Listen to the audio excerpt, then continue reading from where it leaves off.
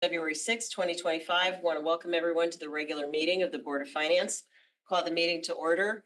So we please rise. Mr. Mottola, would you like to lead us in the Pledge of Allegiance? I pledge allegiance To the flag of the United States of America and to the republic for which it stands, one nation, under God, indivisible, liberty and justice for all. To the members of the public who dialed in or joined us via Zoom tonight, please know you are muted and will not be heard by board members, and there will be no live public comment until called for during the meeting. We welcome public comment on most voting items, and I will open up for comment on agenda items 3 and 4. If you're on Zoom, you can indicate now or at any time prior to public comment via the chat function that you'd like to be heard. Please plan to limit your comments to no more than 3 minutes. Members of the public are always encouraged to send their comments and questions in writing to the board, and you can do so via the town website by navigating to the Board of Finance page and clicking on Contact the Board. Okay, so with that, we are going to move to item 3.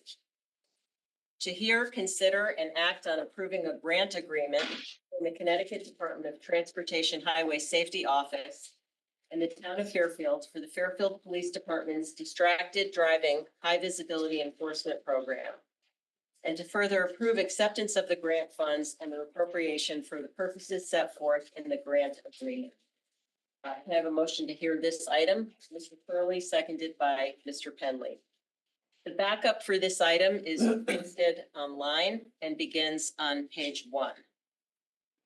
And I see that we have Chief Palmaris here. Welcome. Are you going to take us through this item?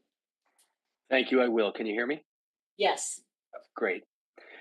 So this is the spring wave from April 1, 2025 to April 30th, 2025. It's the distracted driving high visibility enforcement for the Connecticut State DOT. It is a focused specifically on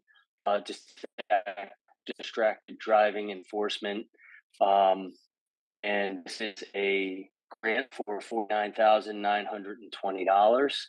And it is there is zero contribution in kind for this grant. Okay. Questions from the board?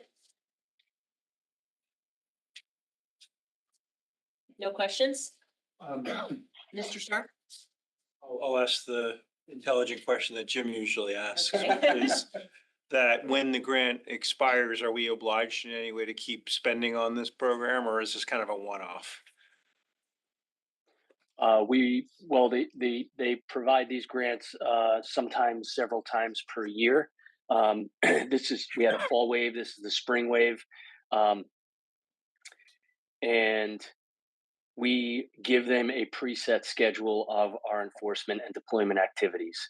So not only our deployment activities, but the locations and where we'll be and what our efforts will be, where our efforts will be focused.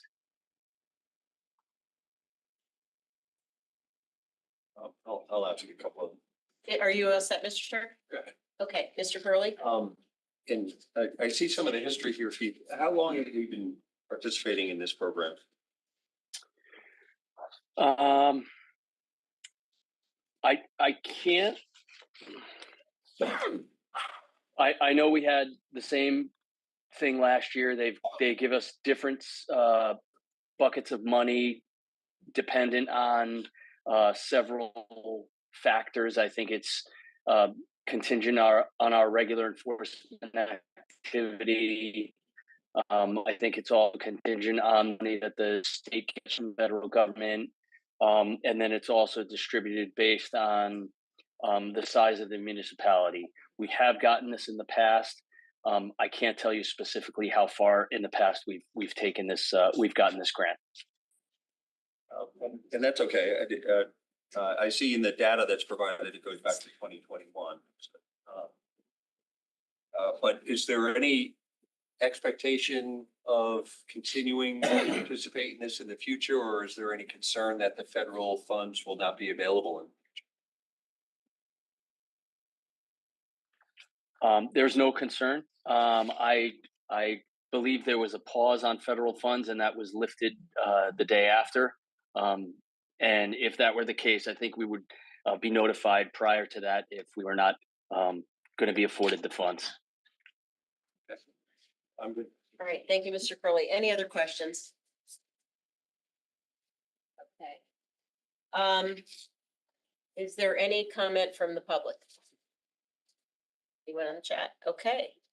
If there's no further questions, we can vote. All in favor of approving the acceptance of the grant set forth in item 3 of the agenda, please raise your hand. Okay.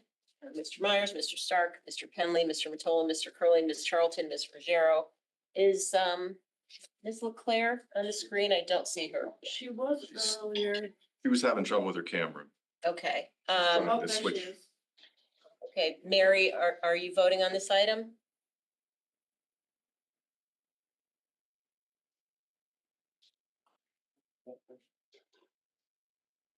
Mary, are you in favor of this item? Raise your hand. We can't hear you. Just wave if you're Thumb up wondering. or thumb down. Thumbs up? All right. And Ms. LeClaire, okay. So the grant is approved 8-0. Thank you, everyone. All right, so we'll move to item 4. Thank you, Chief, appreciate it. Thank you. Okay. All right, we can move to item 4, whereas the town of Fairfield and the Connecticut MetroCog have been awarded a grant in the total amount of $5,000 from the Connecticut Department of Transportation's Active Transportation Micro Grant Program for Fairfield's Safer Streets Program. And whereas the grant money will be used for a public awareness campaign sponsored by the Fairfield Safe Streets Alliance to increase awareness of dangerous driving and encourage behavior change by all roadway users. Now therefore be it resolved that the first selectman be and hereby is authorized to accept said grant, expend said grant funds in accordance with the terms of the grant, and execute any and all required documents to effectuate said grant. Motion to hear this item. Mr. Curley, second, Mr. Myers. Thank you. The backup for this item is posted online. It begins on page 25. So this is, welcome, Lisa Claire, Ms. Claire. You'll be taking us through this one? I will indeed. All So right. I am Lisa Claire, if anyone doesn't know me, Communications Director. And I am very pleased to tell you about a grant that we have gotten for the first time for a new group called the Fairfield Safe Streets Alliance. And what that is an internal group. It's composed of members from police, fire, schools, health, libraries, First Selectman's Office, and Bike Ped Committee.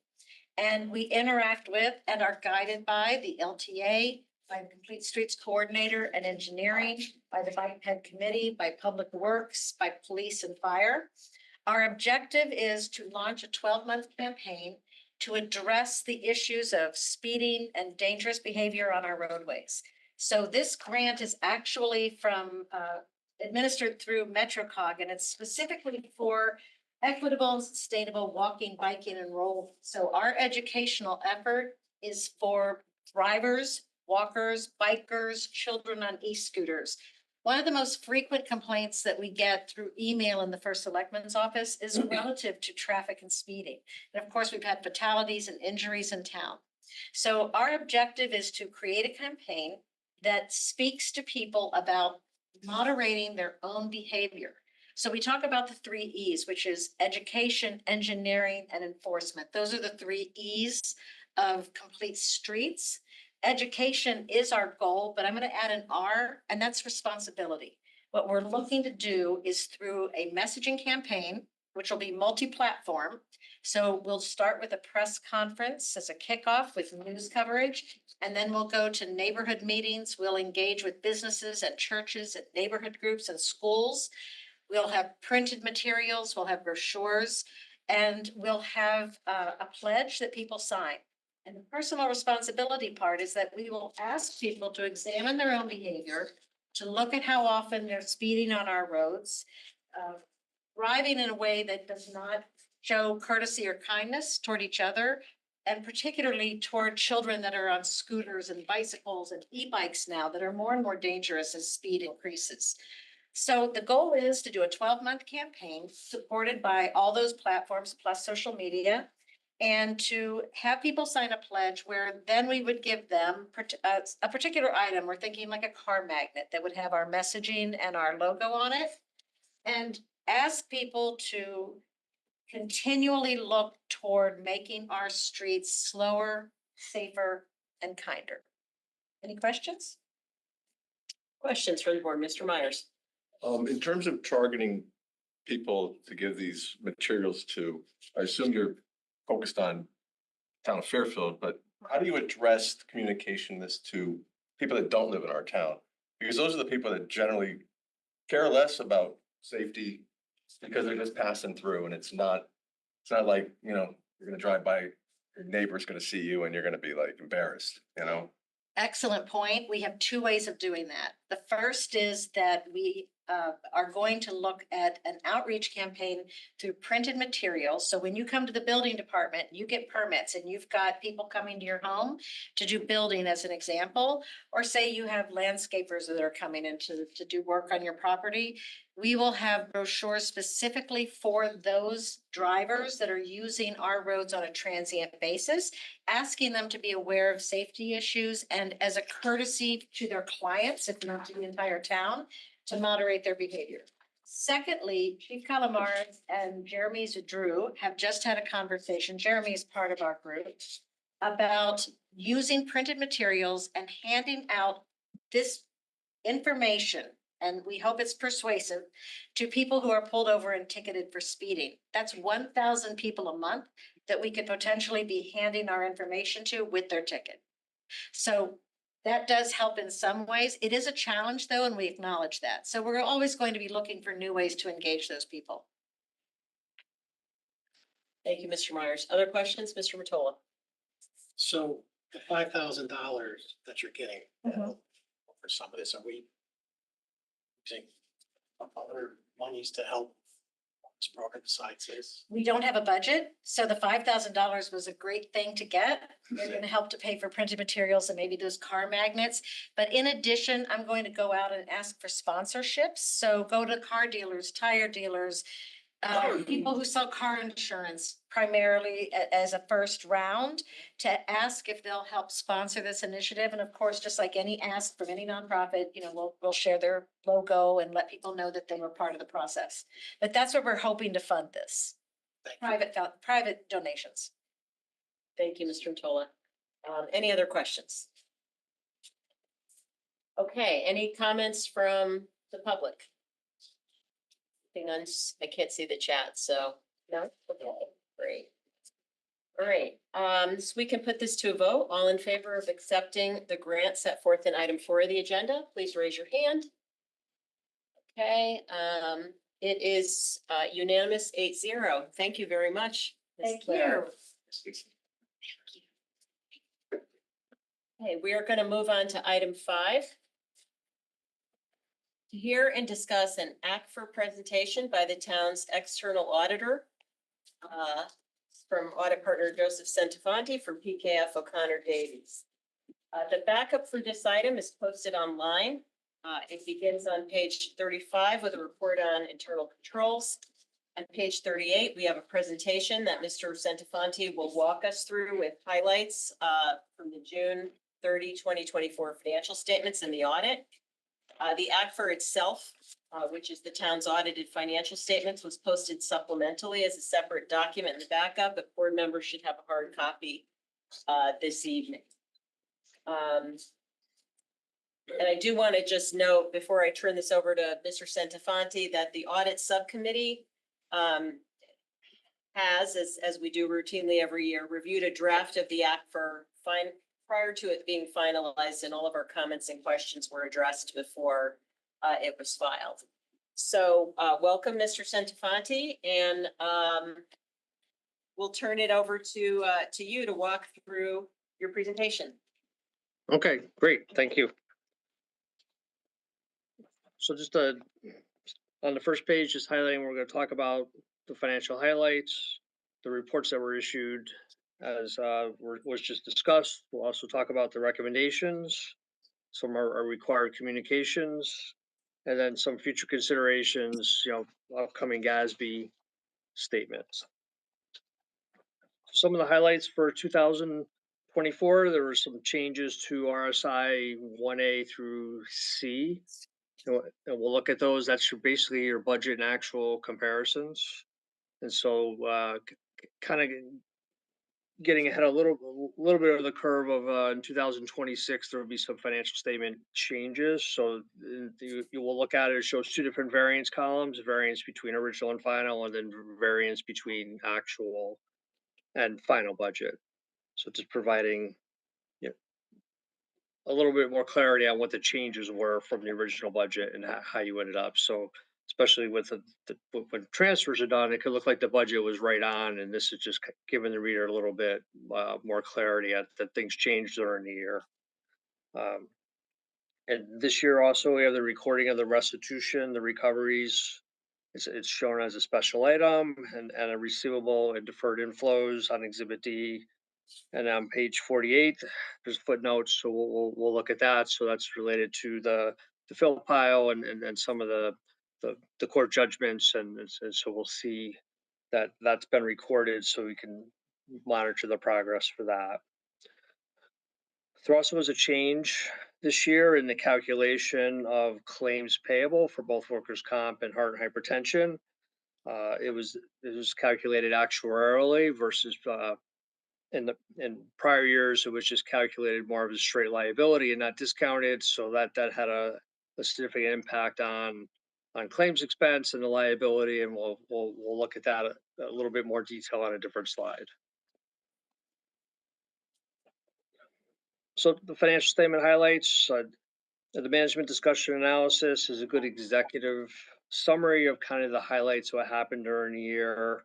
It talks about several different things, but the general fund budget variances and some of the additional appropriations, changes in the revenue budget, the expenditure budget, and then the transfers out. So debt service. So kind of how the budget's managed is discussed in there. It also talks about some significant capital asset transactions,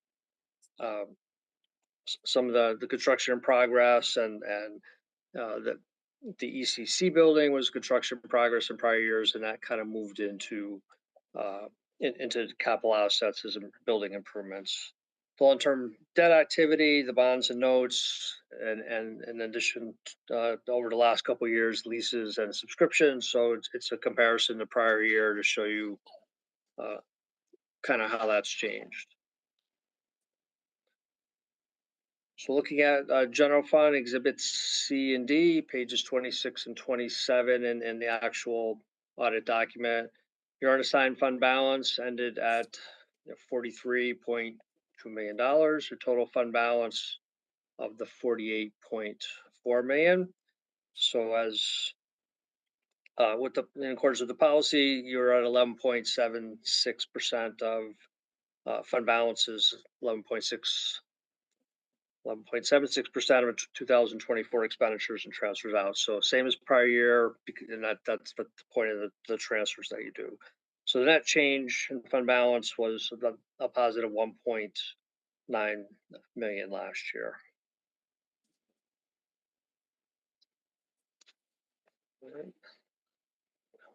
The next slide is just a fund balance chart that just kind of shows you it's tracking total fund balance over the last 10 years, just to see how that has grown, even though the focus is on the unassigned, but total, this chart tracks the total.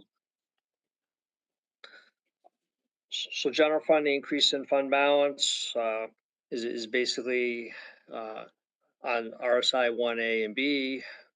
The revenues, basically the significant variances were reappropriated, and again, that's where you'll see that 12,085 is the revenue budget was increased by that, and that was due to several revenue sources that exceeded budget. And expenditure side, it was under budget by the $1.7 million, and it was basically in these four departments: administrative, general, finance, health and welfare, and culture and recreation. And when we look at Exhibit C, it'll talk about some of the details of those changes. Parking authority, increase in that position of 102,000. Prior year was 120,000. Parking revenues are the same as the prior year. Lease payable is $2.8 million, which is a slight decrease from last year. And the unrestricted net position ended at 1.9 million. So that fund is in good shape as financially. Next slide is talk about the internal service funds. And again, this is a chart that kind of shows where you've been for the last 5 or 6 years. So the current ratio is this is you can see the improvement over the years. Is do you have enough money to pay all the claims on a current basis? Because there are some of the liabilities, some of the claims payable are long term versus short term. So you see your change was almost two percentage points up as far as your current ratio. And that's basically because of the decrease in claims of the $2.6 million, almost 2.7. Again, the majority of that was due to the change in the measurement of the claims liability, which for the first time was calculated actuarially. And so basically the claims were discounted at 4.54%. And so that generated a negative claims amount for the year. So the next slide just is a little bit more details on the different types of claims that are in the internal service fund. So you have a general liability claims, which is for some of your litigation and that type of thing. The workers' comp, again, that's where the big decrease was. As you can see, negative claims current year changes in estimates of the $2.1 million. And then medical insurance, which is that's a current liability, and these numbers, the totals will flow into the financials as far as that. But I thought this would be a little bit clearer to see some of the components that are actually included in that one column internal service fund. So the heart and hypertension liability is shown in basically your long-term liabilities. It's currently funded from the general fund budget and in the HR department. It is a benefit that's set by state statutes, and that liability also was calculated actuarially.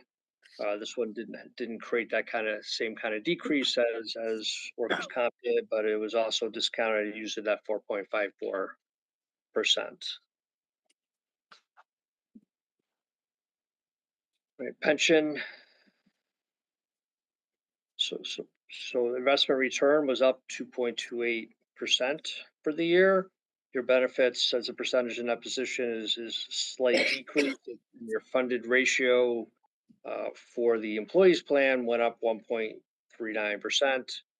So it's not moving up as fast as the positive investment rate of return due to the liability. The actual pension liability increased about 11.5 million.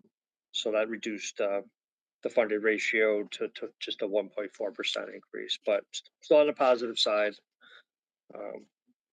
Again, the police and fire plan is very similar as far as the investment rate of return. The benefits are also, as a percentage in that position, decreasing, which is a good trend to move you towards fully funded. That plan had an increase in the liability of about 15 million. The OPEB funds for the employee plan, this funding is moving a little bit quicker, but basically because the change in liability is a lot smaller. The benefits on this are going up a little bit. The rate of return went up slightly, but the funded ratio went up almost 6%. The liability only increased 1.6 million as compared to the prior year. And police plan, again, very similar results. The investments are pretty much exactly the same for both plans. So the trend is similar, good investment rate of return. The funding percentage went up 5.4% to 50% for this plan. Liability increased about 2.1 million.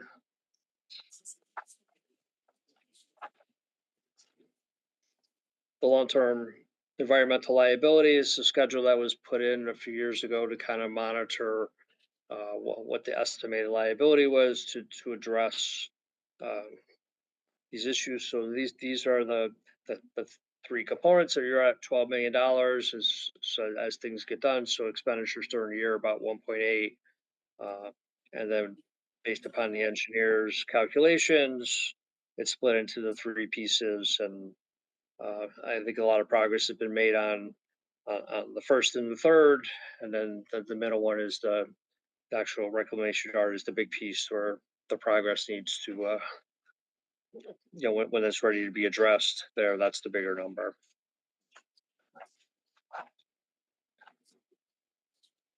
So that's the highlights for the financial statements. If you want to, I'll continue, or if you have any want to do any questions on that, or I'll move on to the federal and state single audit, or. Okay, yeah, let me pause for a moment. Mr. Myers? I got a few questions. Sure. The environmental liability for the aggregate reclamation yard, I assume that's the pile at the dump by We Care Denali.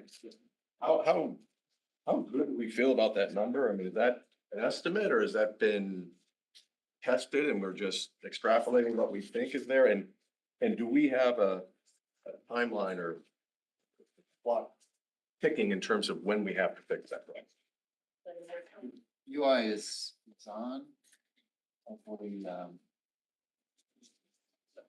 So it isn't, let me just, so it is an estimate. It was not developed internally. Okay. So we did have a third party do this. I think it was, who did this for us? Is this Ryan Bond or?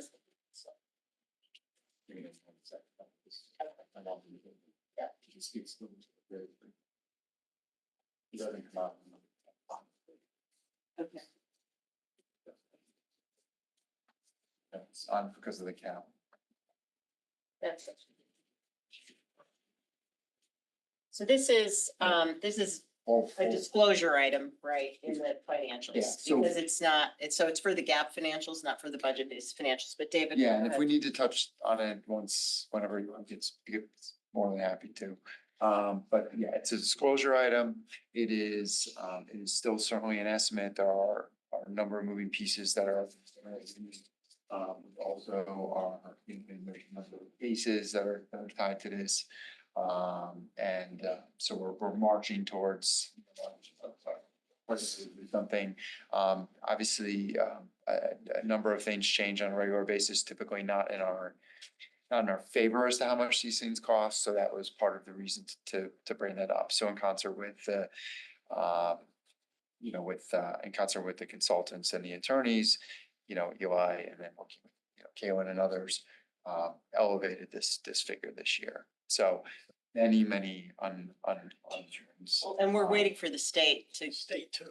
So this, if I recall, this liability was estimated on the basis that that site would be kept as a landfill. Right, but we don't have final word that the state will let us do that. So Okay. that's probably the biggest assumption in that estimate. Right. It hasn't moved Well, around. and the Fed And the Fed, right, feds but are involved. yeah, deep, whatever. But I mean, I don't think this has moved a lot. And the other thing, just to remind the board, is there's some prior year surplus set aside that is equivalent to this amount. And so that's why this amount is not included in our bonding schedule as something that we would have to pay out over the next 10 years. So if this were to, for example, a plan were approved to do this remediation over the next year, there is money set aside. If we elect to use that surplus that was set aside for something else, then we would be obligated to estimate the timing of payments to do this remediation and put it in the capital plan.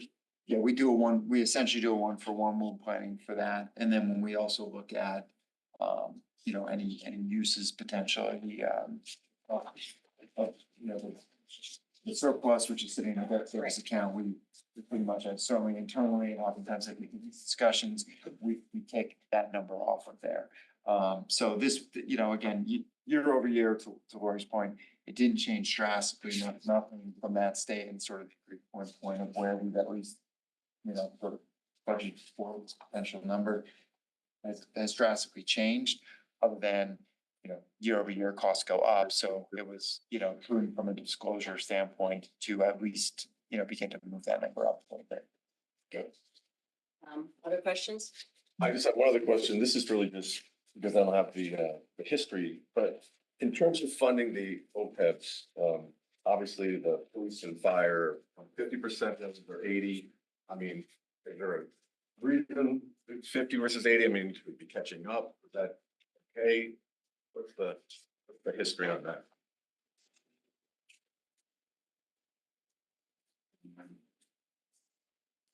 So one thing to note in the OPEB plan that is a big difference is that the OPEB plan is essentially for town employees is partially closed at this point. Right. So police and fire there's a few different nuances. Obviously, different bargaining units get different packages. Police and fires, based upon what they do, they're certainly one of the ones that on the retiree side is certainly more expensive for the town to carry. And then the other pieces that they're still onboarding fully users into that. So yes, they're paying, but we're also projecting more drawing. On the OPEB side, on the town side, a substantial number of town employees now come on, and that number continues to grow.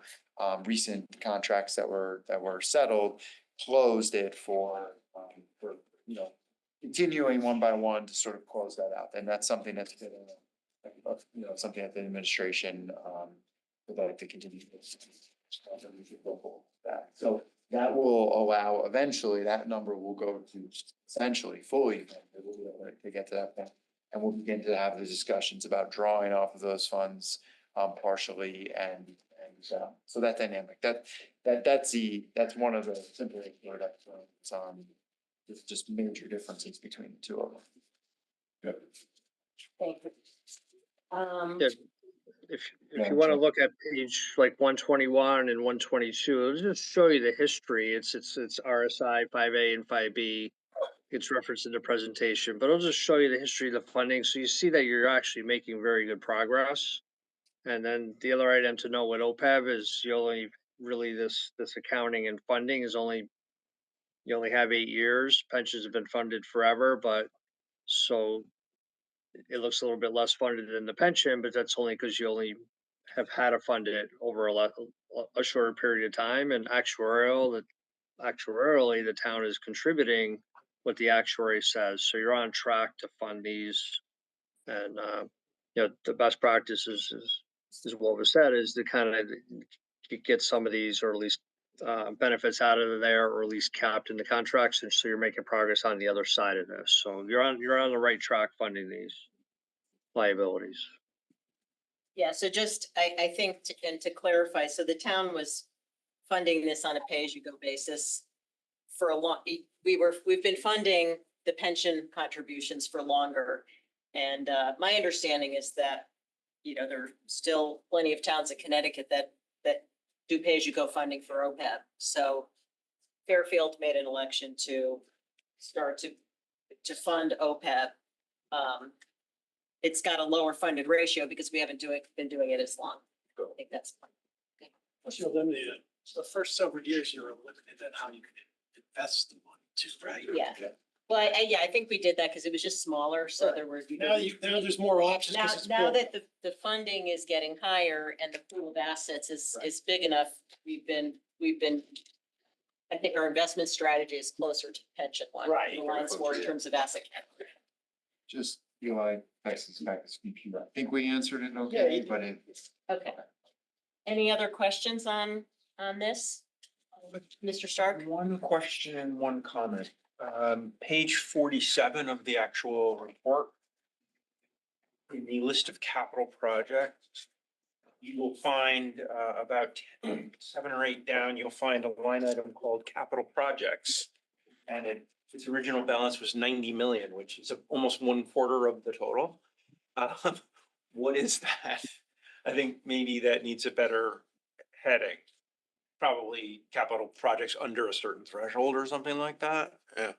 I think that's right. Joe, can you, is that that's just an aggregation of the smaller ones? Yeah, I think I'd have to look, but I think these are kind of named for the funds that the actual fund accounting that the town has. So that could be, I have to go back and look, more like the capital non-recurring, but just a long history of funding. So some of that probably could be removed, certain projects, but we can take a look at that. But I think it's mapping to the way the town manages the accounting internally. So in other words, some of the 63 million of cumulative expenditures might be actual closed out projects. Right. That- And comment, you know what would be interesting to see? Since we record $20 million of depreciation each year. The actual depreciation status of our assets would be really interesting to see. Like, we probably have a lot of assets that are fully Have an depreciated. inventory of fixed assets? Yes. And I don't Yeah. mean like staplers and things, hopefully we can avoid that level of detail. But buildings, for example, would be, and major pieces of equipment, that'd be really interesting to see. It might even tell us where spending priorities ought to be too, if we've got fully depreciated equipment. Are you talking about book value or Yeah. economic useful life? Well, some of them, I mean, if you're depreciating $20 million a year in the aggregate, you must have a lot of assets that have no book value. We're very close to no book value. But in reality, it might have an actual value considerably higher. Well, buildings would be a good It example. brings out the accounting nerd in me, so I'm sorry to. No, I think buildings, do we use a 40-year life? What do we use for buildings? I would say yes, but I'm not sure. Yeah, so if we have buildings more than 40 years old, likely they're fully depreciated, but still. Yeah, which is a lot of buildings. Not a priority, but if it's something that isn't hard to throw together, it'd be really interesting to see. Mr. Matola? This isn't probably a Joe question, more a David question, and if it's not the right time to talk about this, let me know. But, since the, you mentioned the parking authority, can you give us an update on that, or do you want to save that for another meeting? You can save it for another meeting. We can put it on the agenda. yeah. Okay, maybe we'll do that so we can, because I know we have, They, Do that at the yeah, quarter. because I think the point is we have a substantial fund balance, and so why don't we? Yeah. That's all, next time, thanks. Yeah, no, good point. Other questions from the board? Yeah. Okay, all right.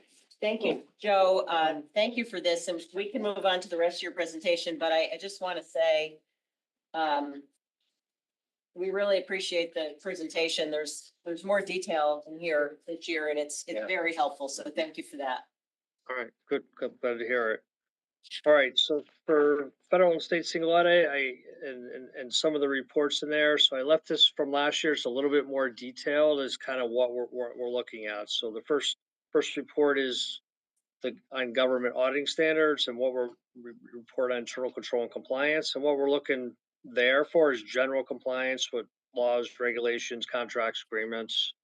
So that's kind of independent really of the grant, the federal grants, state grants, which is a little bit more detailed. This is kind of a broader compliance, charter, federal regulations, state statutes, that type of thing. And we had no findings reported for that report. The federal single audit requirements, the federal single audit's required if the town expends 750. I think it's 2026, it's going to go up to $1 million, but for now it's 750. And we have to do a risk assessment on what they call type A and type B programs, and type A happens to be the same 750, and type B is 25% of that number, 187. So when we test these programs, we got to go through calculations and evaluations from a risk assessment perspective to decide what to test and that type of thing. There's also, depending on if you've had findings or other issues, a low risk auditee, high risk auditee. Town is a low risk auditee, so we have to have 20% coverage of all the federal dollars. When we select the programs, we got to hit that 20%. And if you're a high risk, then it's higher than that, which means we would test more programs to get the coverage. So again, I talked about the risk assessment process, the transaction testing. So we are looking at invoices, we're looking at payroll, we're looking at those type of things, and as well as the internal controls when we're looking at the programs. And then there's specific compliance supplements that are put out by the federal government that says for this program, you need to test these certain things like eligibility or procurement or prevailing wages. And we do whatever test that supplement tells us to do. Connecticut has a state single audit. There's only like 10 or 12 states that have it. So it's based upon the federal model. It just has different thresholds. The state single audit came into play in 1991, and the thresholds unfortunately are still the same. So we're hoping that they're going to increase, but it's $100,000 or $200,000 depending on the total state grants. The town is at $200,000 threshold. The non-major programs is just a flat rate at $25,000. And again, that hasn't changed for a while. And the state has a coverage ratio of 50% instead of the 20% that the federal regulations say. So we have the same risk assessment process, the same transaction type testing, and the state has their own compliance supplement, as they call it, by program that tells us what specific compliance things to test for the program. And eligibility is a big one, matching, and then the state likes the reports, and so reporting seems to always be a compliant. Did you file this report, and is it accurate? All right, so the federal single audit actual report, there was no findings or question costs, unmodified opinion on compliance. The town expended $20,321,645,000 of federal monies during the year, and that's listed in the report on the schedule. The programs that we tested for 2024 were the Public Safety Partnership Community Policing Grants, so COPS grant, this was the radio grant. Then the ARPA funds has that long name, but we just call it ARPA for short. So that basically program was winding down as of December 31, unless December 31, 24. So we'll see some of this next year. And then the spending, if there's any, was obligated versus spent. And then special education clusters is an education grant that funds special education costs.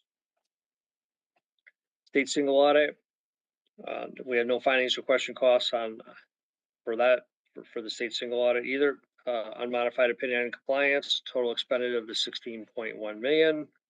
We tested urban action bonds, which is a streetscape project, tiered pilot, which is the state-owned college property in town, and then town aid road grant that every town gets just based upon the dollars that you get. We test that program every 2 years. Recommendations. So the recommendations are basically just modified from last year. So there was some progress made on the education grants fund for components of that recommendation related to recording of receivables and unearned, what was corrected. Excess cost grant reporting. Again, there's definitely been progress made, but that there needs to be a little bit more formal documentation of certain things, but they're moving in the right directions to get that. And then I didn't include it, but the payroll report had a lot of recommendations around payroll, which I know that system is a lot different at this point, but for the window as June 30, that those recommendations would have been applicable. Joe, can I ask a question? Sure. So the recommendations for the education grants fund and the excess costs grant reporting, So you had recommendations, but they didn't impact those weren't considered findings in the single audit? Yeah, right. There were more accounting issues. So Okay, it's, so they would only be findings if, for example, we spent grant money on the wrong thing, right? if it was a question of costs, or if you, or it was more of a compliance thing that you didn't file a report, or or that type of thing. So this is more just kind of the year-end close related to the grants, so that we report the right expenditure number. And then the payroll review report, that was that separate project you did for us. Right. So I just didn't repeat that. I just referenced that as there were some recommendations that I know the town's been addressing subsequent to June 30. Yeah. And just one last question. So how do federal block grants get treated in the single audit? Does that count as federal money? Or if it's all administered by the state, do we have to audit it based on the state requirements? The source of funding is Okay. where what counts. So if it's federal grant, it goes through the state first. It's still federal. It's still federal. Okay, so if like education grants, for example, got converted to block grants or something, we wouldn't all of a sudden be subject to like the lower threshold of state audit requirements for that. No, It's still no. federal money, so we'd follow the federal guidelines. Okay. You would, right, exactly. Yep. Yeah, most of the education grants are federal. There are a couple state, like the excess costs grant is a state grant, which is substantial, but most of the other ones, special ed or Title I, or those are all federally funded. So nothing would change under that if they change the way they distribute that money. Great. Any questions from the board on the single audit section? Okay, you want to move to required communications? Sure. So that was a separate letter that you should have. It just kind of talks about what we looked at. Estimates is something that we do audit as part of the audit process. So we do look at estimates and the assumptions used for those, such as the pension OPEB liabilities, the incurred but not reported, the claims payable, those type of things. There was no new accounting policies this year. The last 2 years there will be one next year. We'll talk about. Disclosures are clear, neutral. We are independent of the town, and this year we had no past adjustments. Highlights the future considerations is GASB 101 finally hit 100. Is effective next year as compensated absences. This is kind of a redo of GASB 16, and so basically it just tries to clarify how to calculate what's a liability as far as leave and how it should be accounted for. In practice, it's kind of, they found it wasn't consistent, so this was an attempt to gain more consistency in this calculation. And then GASB 103 is going to be effective for 2026. This is the updated reporting model, so there's going to be some changes. The most significant, that the content of MD&A is going to change. Some of the budget discussion is going to be moved to RSI, which if you look at your RSI 1C, some of that was implemented, a little bit ahead of schedule. Because I think it's valuable information. The budgetary comparison, again, that was 1A and B, where we're comparing both the original and final budget and the variance, and then the second variance of the final budget and actual. Unusual and infrequent items, that's just again, more semantics. There's just change of name. Like this year, I talked about, you have the special item for the restitution, and then there's extraordinary items. Now they're just all going to be called unusual and infrequent, one line instead of 2 categories. And then proprietary fund classification of operating and non-operating expenses, what was clarified in the new model. So those are the highlights. If there's any other questions, be happy to answer. Questions from the board? Okay. All right, thank you, Joe. Just one general question. So you didn't report any well, other than what you mentioned, no significant recommendations or findings. Is there anything, any other issues you became aware of in terms of controls or anything else that the board could be concerned of or have on our radar screen? No, no, there was, we definitely would have reported. There's nothing that I'm aware of that we didn't report. All right. Thank you very much. Thank you for the presentation and for all that you do for the town. Sure. And we'll see you at our next audit subcommittee meeting, I guess. All right, great. Thanks, Joe. Joe. All right. Yep. Good night, everybody. Okay, we are going to move to item 6 to hear and discuss a financial presentation from Phoenix Advisors. The backup for this item was posted supplementally for the public, and it's the online document is labeled AAA peer analysis. Board members should have a hard copy in front of them. We have Matt Spurgill here from Phoenix Advisors to walk us through this presentation that he does for us annually. Welcome, Matt. Thanks for being here. Yeah, thank you, Lori, and thanks to the board. Always happy to have this chat with you guys. You know, it makes it easier because you're in such good, well-rounded shape from a credit perspective, so it does make this a lot easier. So with that being said, I'm just going to dive right into it. You guys have the information in front of you that was distributed. I'm just going to walk very quickly through the charts, and if you have any questions, of course, feel free to ask. I'll kind of set us up in the beginning here, and then we'll move along relatively quickly. But basically, you know, this is one of the things that we look at when we talk about rating strength and relative rating strength for any issuer, you know, relative to the other issuers in their rating category. That's one way that the rating agencies look at things. You know, there's also a trend analysis that comes into play and a lot of other subjective items and qualitative items that come up. But, you know, this kind of provides the foundation for the rating. So, you know, these are the points that we use on every call with every issuer. And I've been doing this since 1999. So it's been quite a while. I've gone through this hundreds of times with issuers. So I think I have a pretty good handle on things by now. And why don't we dive right in? So on that first page, the listing of the peers. So we focus, as we always do, since Fairfield has the AAA from Moody's. So we focus on the Moody's AAAs, and that's the exhaustive list of those that are in Connecticut. You can see there's, I think, 15 in total currently.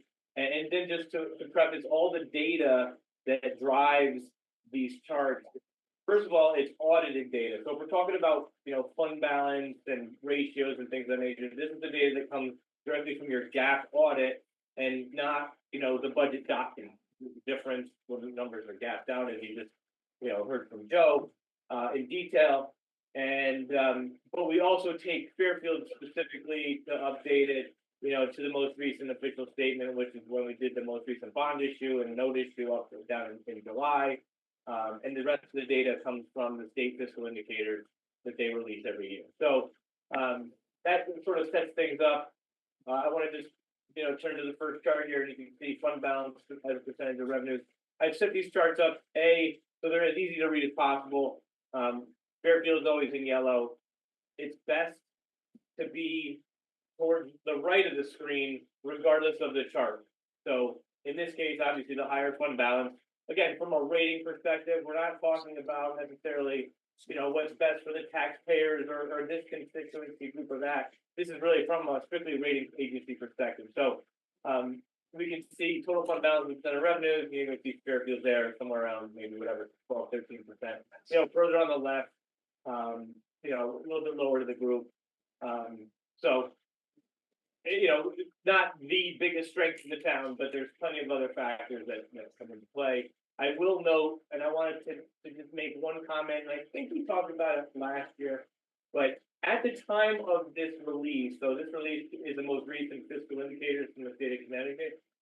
it goes back, and the most recent data is fiscal year end 22. There's just a lag, it takes them forever to do it.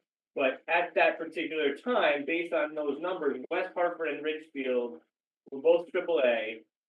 Since that time, West Hartford has been downgraded to a AA1, and Ridgefield is still a AAA.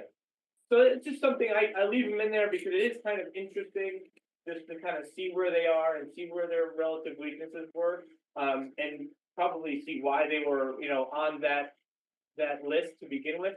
Moody's made a minor tweak. Again, we talked about it last year. They made a minor tweak like 18 months ago, whatever it was. It tweaked the way that they look at liquidity, and it tweaked something with their way they look at the tax base, and all those things considered. Ridgefield and West Hartford sort of got put on their radar screen. West Hartford, like I said, lost to AAA. Ridgefield maintained it. We work with Ridgefield just so you know, we don't work with West Hartford. But I just want to preface that. So when you see these charts coming up, you can kind of see where they fall on some of these things. So that's total fund balance. On the next page, we have unassigned fund balance, which, everything else being equal is kind of, it's one of the more important charts just because it's one of those things that you have control over. You have at least some control over from a year-to-year basis. You don't necessarily have control of per capita income or your grand list necessarily from one year to the next, but you do, this board does, the legislative bodies and municipalities have some control over this. So it does get a lot of scrutiny when it comes to the rating agencies, and unassigned here, you're actually, a little bit more to the middle again, on a GAAP basis at the time of the 6/30/24 year-end audit was at 10.7. State median 16.7. Just so everyone kind of has some perspective, also in Connecticut, we are sort of allowed, if you will, to have potentially a AAA rating, but have a much lower fund balance than other areas of the country. The national median is 28 or 32% or whatever. But because of partly the wealth, but also the fact that most of the reliance is on property taxes, which is like the most stable revenue stream that you can have as a government. It's not like the sales tax, capital gains, income tax, that kind of thing. So you can kind of get away with having a lower fund balance, but having that higher rating. So unassigned fund balance, very good. If you go back 10 years, Fairfield was not at this level, and it was a concern, and the town has done a great job of sort of getting that into a good range. So there's that. Now we talk a little bit about the debt. So this is your total overall debt as a percentage of your equalized grand list, and it's more of a kind of a debt to wealth kind of indicator. And again, the further to the right, you would have lower debt, so that's obviously good. With Fairfield, you're on a little bit to the left side, but you can see West Hartford there. So some of these charts will make a little bit of sense when we as we go through them with respect to that. But again, from one year to the next, these charts aren't going to change a ton. The things that could change is if someone loses a rating because something happened, maybe out of their control, or they had a really bad budget year and had to raise the fund balance or what have you, which we haven't really seen much across the board just because of all the ARPA funds, and there's been a lot of benefit that has financially that has come out over the last couple of years with housing values and property taxes and all that kind of stuff in Connecticut. So I think overall as a state, we've from a credit perspective, over the last 4 years or so, it's become a little bit, even better than it had been prior. Plus the fact that, and I'm talking a lot now, but plus the fact that the state of Connecticut is in the best fiscal shape that it's probably ever been in my lifetime, at least since I've been doing this for, quarter century. So in other words, there's not that sort of darker cloud over all the municipalities because the state is actually, has surpluses and is doing things much differently than maybe 5 to 10 years ago when we were wondering if the state was going to go, file for bankruptcy or whatever. So again, just another little sort of anecdotal point on that. Now we have. Do you mind if we ask questions as you go along here? Yeah. Sorry. Yeah. So can I just I was just West Hartford. I guess it's at least in my memory, it's unusual to see one of our AAAs get downgraded. Was it their debt burden that was a driving factor for that? Would you say? Yeah, I think it was. I mean, I'm not as intimately involved in that as I am, well, obviously Fairfield or like I am with Ridgefield, but from my understanding, their pension issue was the driving factor. And this is just again me sort of, having read what I read and knowing what I know, they had a massive pension liability that hadn't been properly funded. They did the $300 million pension bond a couple of years ago to fund that. And it's not because they did the pension bond that they were downgraded. It was just, Moody's made a little adjustment to their metrics. And, it took a little bit of the benefit of having of a strong brand list and shine the light a little bit on some of these other areas that they were a little bit weaker in. And I think if their pension was, fully funded for, like it should have been for the last, 20, 30 years, I really doubt that they would have had any issues. But I mean, you look and they have just, the debt is really high, the pension's really high, and their fund balance, if their fund balance maybe had been, much higher towards the right of the screen, like, they're over here and they're next to Greenwich, and Greenwich is like another country. They kind of do their own thing. They could raise a 0.1 of a mil and pay for a school or whatever. But West Hartford is on the lower fund balance side, high debt, high liabilities with the pension, and all those factors just, I guess, they just couldn't avoid. So. Okay, so yeah, this, I'm just looking at this slide. So this is just bonded debt on this slide here, but when you go further on, it's the same, it's their numbers look the same in terms of pension plus bonded debt and all that. Okay, thank you for that. Absolutely. So then we said, I don't know if we talked about. Sorry, we have one other question here, Mr. Penley. Hey, Matt, question for you here. I think the answer to this is no, but you were mentioning that, your analysis is based on the audited financial statements. Is that the same way that the rating agencies are gonna look at it? And really what I'm asking is, if they see that, okay, well, whatever town Fairfield is planning to bond a lot more debt, does that factor in, or they're really just looking at this static moment in time? What's the condition of the town? That's a great question. They, first and foremost, it's the audit. It's the most recent audit. It's the audit in their hands that they can look at, they can run their ratios off of and that sort of thing. So that's the main driver.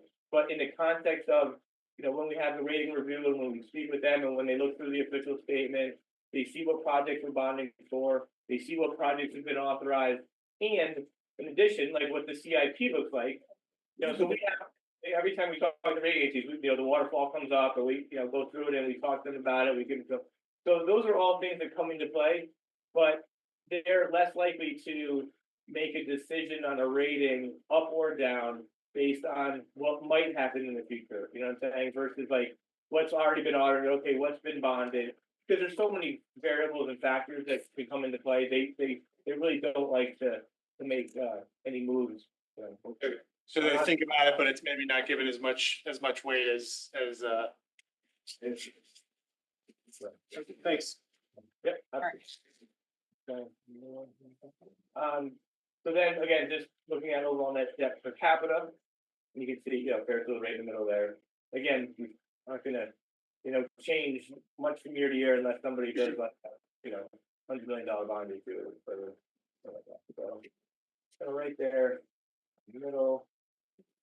Debt service to the budget, we call it operating expenditures because that, there's a gap figure.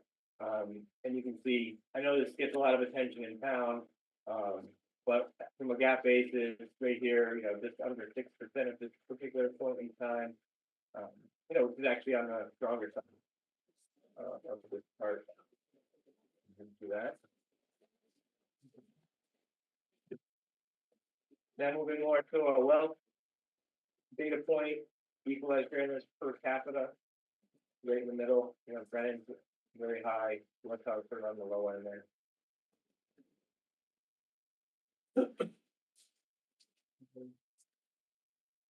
Again, per capita it's going to be about the same every year, and we're right, kind of in that middle area. So, and I'll also mention, if there's, and I haven't mentioned it because it really isn't, we go through these metrics when we're on the call with the rating agencies, and then when we talk about the upcoming capital plan, we talk about the budget, we talk about all these things that are happening. And I mean, with really none of these data points or charts do we really have gotten a lot of messages of concern from the rating agencies. Like, it's not, they don't sit there and say, well, your per capita income's too low or your debt's too high.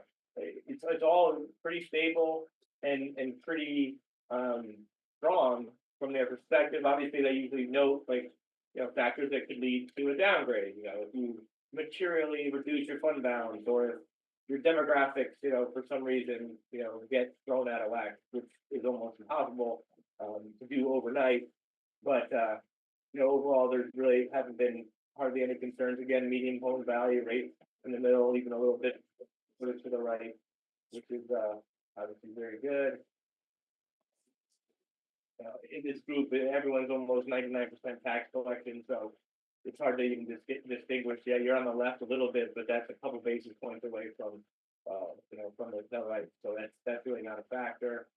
Your unemployment, again, everybody's sort of between 3.25 and 3.75. So that's not a big area of concern whatsoever. And then the last couple of charts are the bonded debt, but also bringing in the pension and OPEB liability and doing that on a per capita basis and then on a grand list basis.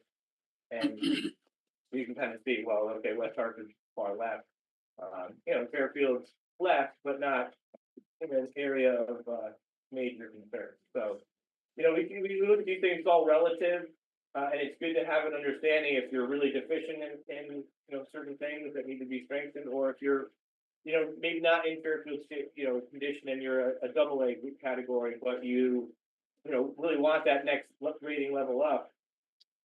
How to identify your strengths and really illustrate those things on the call. So that's why the school is so important, and we use it a lot, and it kind of gives you a good idea of kind of where things are at that given time. So I don't have anything else to talk about on this. If anyone has any other questions, I'd be more than happy. Okay, thank you. Other questions from the board? Mr. Matola? Yeah, is there any rhyme or reason why the AAA peer analysis that some municipalities don't get ratings from S&P or Fitch and we do? Or is that just we don't have the information? No, that's so when you go for a bond issue, you engage the rating agency.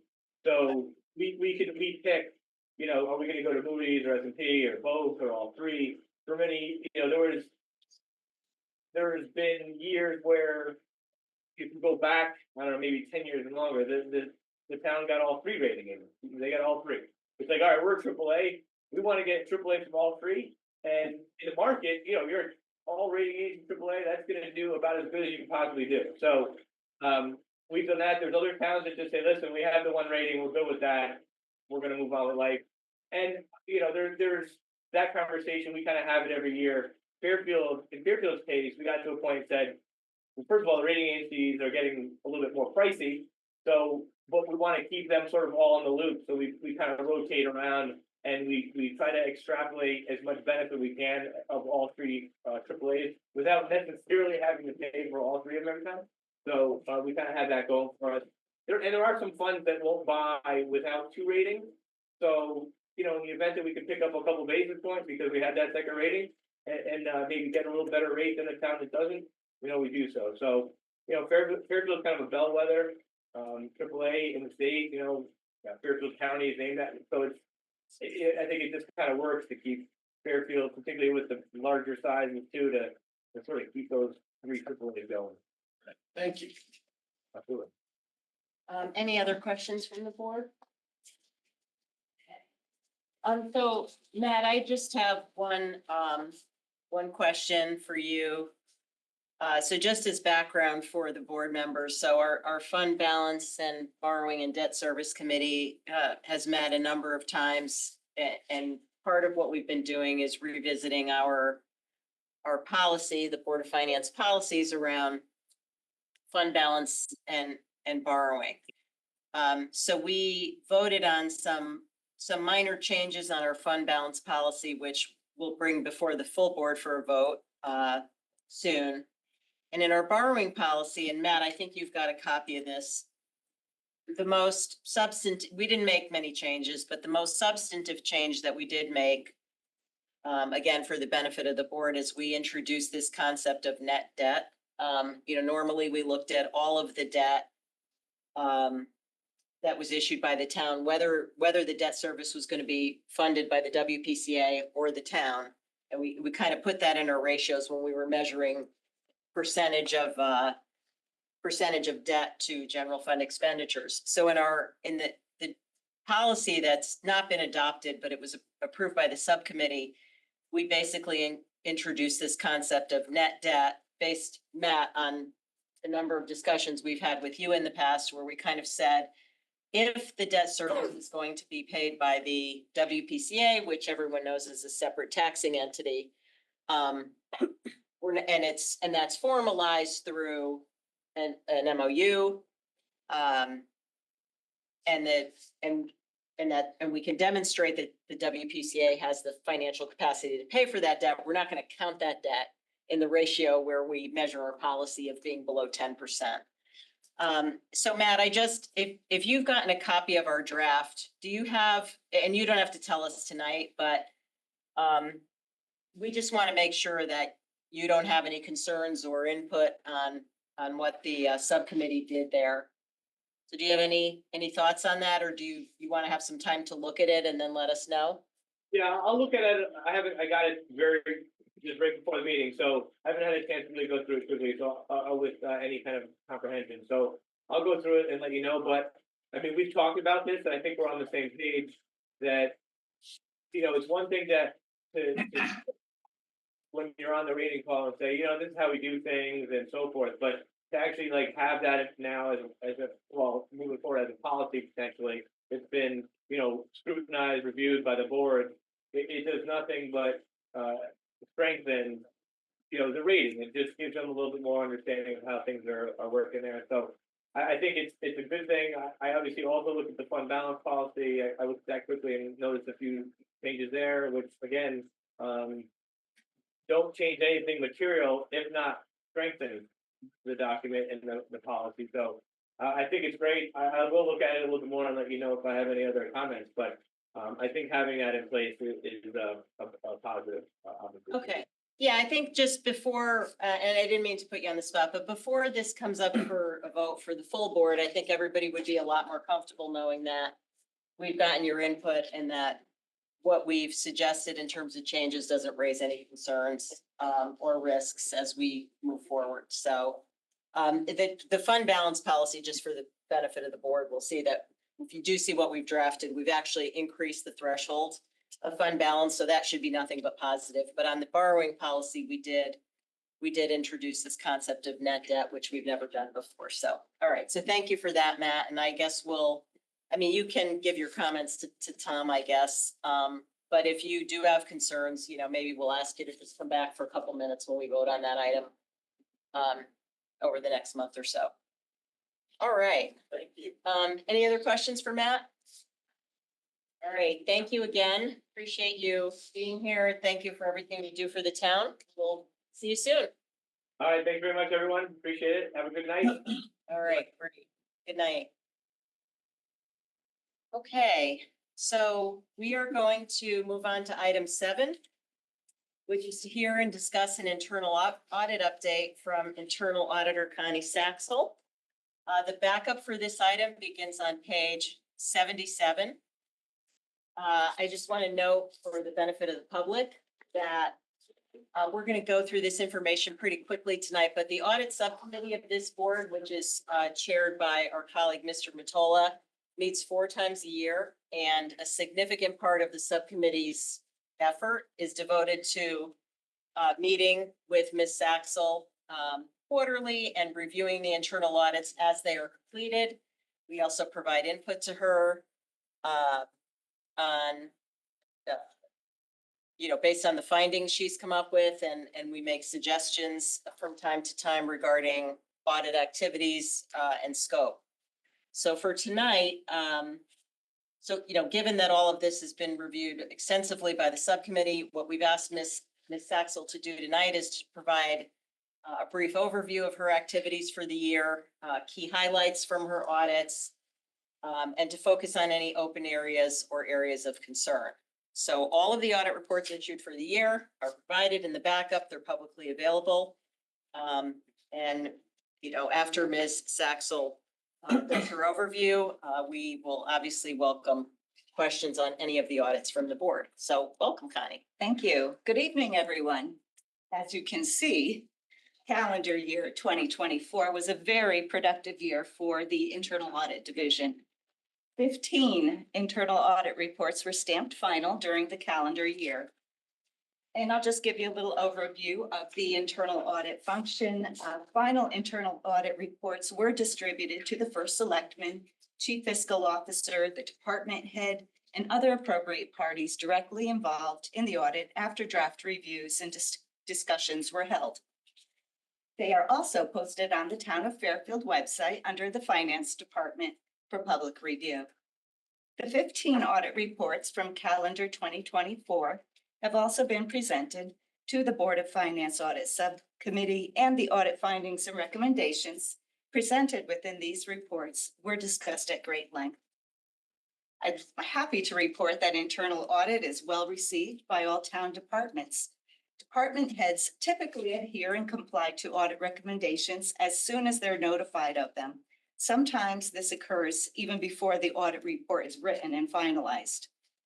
Audit recommendations are followed up through emails with department heads, sample testing, interviews with department staff, on-site fiscal observations of office practices, as well as review of applicable reports and other associated documents to confirm compliance.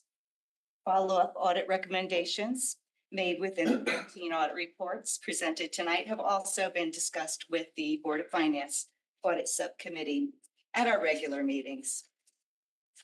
3 areas from these audit reports which management is aware of and is currently in the process of addressing are the town vehicle policy, the handling of certificates of insurance, and the town cell phone policy.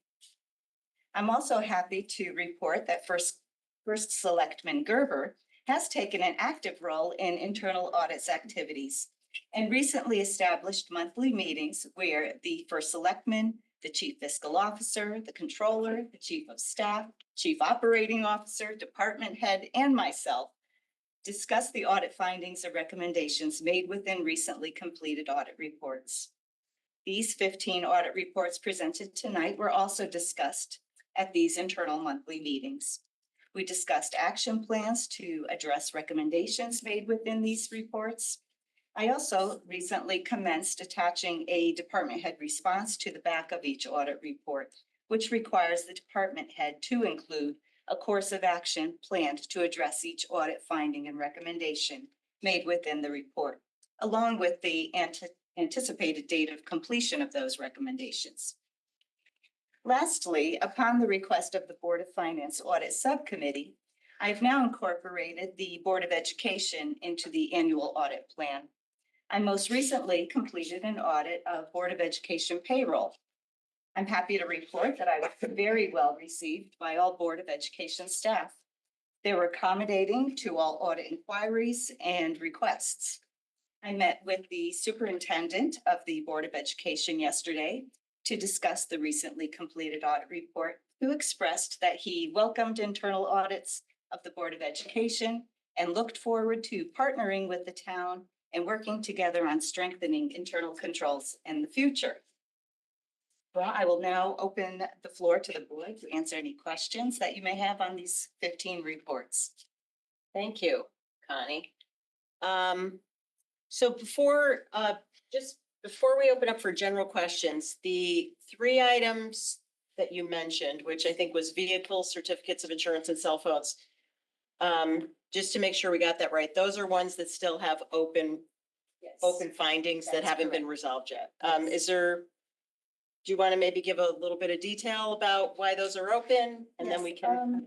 Well, currently the audit, the first one is audit inventory of town vehicles by department and compliance with town policy. It's a comprehensive audit, but I'll give you some highlights on it. Internal audit identified 144 non-uniformed town employees who are authorized to drive town vehicles. It was noted that 30 vehicles are shared by 88 employees within the town departments, and not all signed a memorandum of understanding of the vehicle policy documents or copies of driver's licenses were present for these individuals. Further, only 56 out of 191 town vehicles are equipped with GPS tracking devices. No criteria was documented as to why only 56 vehicles. There's no motor vehicle background checks conducted on town employees or fire personnel who drive town vehicles. Formal policies governing the physical security and access of town vehicle keys and formal sign-out procedures other than pool cars do not exist and should be established. Per the town policy, the town risk manager has the responsibility of administering and overseeing employee town vehicle assignments in compliance to the town policy. However, it should be noted that a dedicated full-time risk management position has not been reinstated in the budget by the town. The roles and responsibilities of this position have been assumed by the Assistant Director of Human Resources. And currently, the town is now considering measures on how to address this gap. Any questions on the vehicle audit? The other is the certificates of insurance. 65 contractual agreements were identified as requiring certificates of insurance to be submitted to the town of Fairfield per the terms of contracts reviewed, such as property leases, independent contractor agreements, food truck agreements, and solar power leases. 53 certificates of insurance, or 81.5% of the total examined, were not on file with either risk management or town departments. It was recommended that the town appoint the risk manager. Of course, as I stated previously, some of those roles are currently overseen by the Assistant Director of Human Resources due to the lack of a full-time risk management position. It was recommended that this person be the central authority responsible for obtaining certificates of insurance from all parties as required by written contractual agreements, and to ensure that all certificates are on hand, up to date, correct dollar amounts, and that they properly name the town as the additional insured.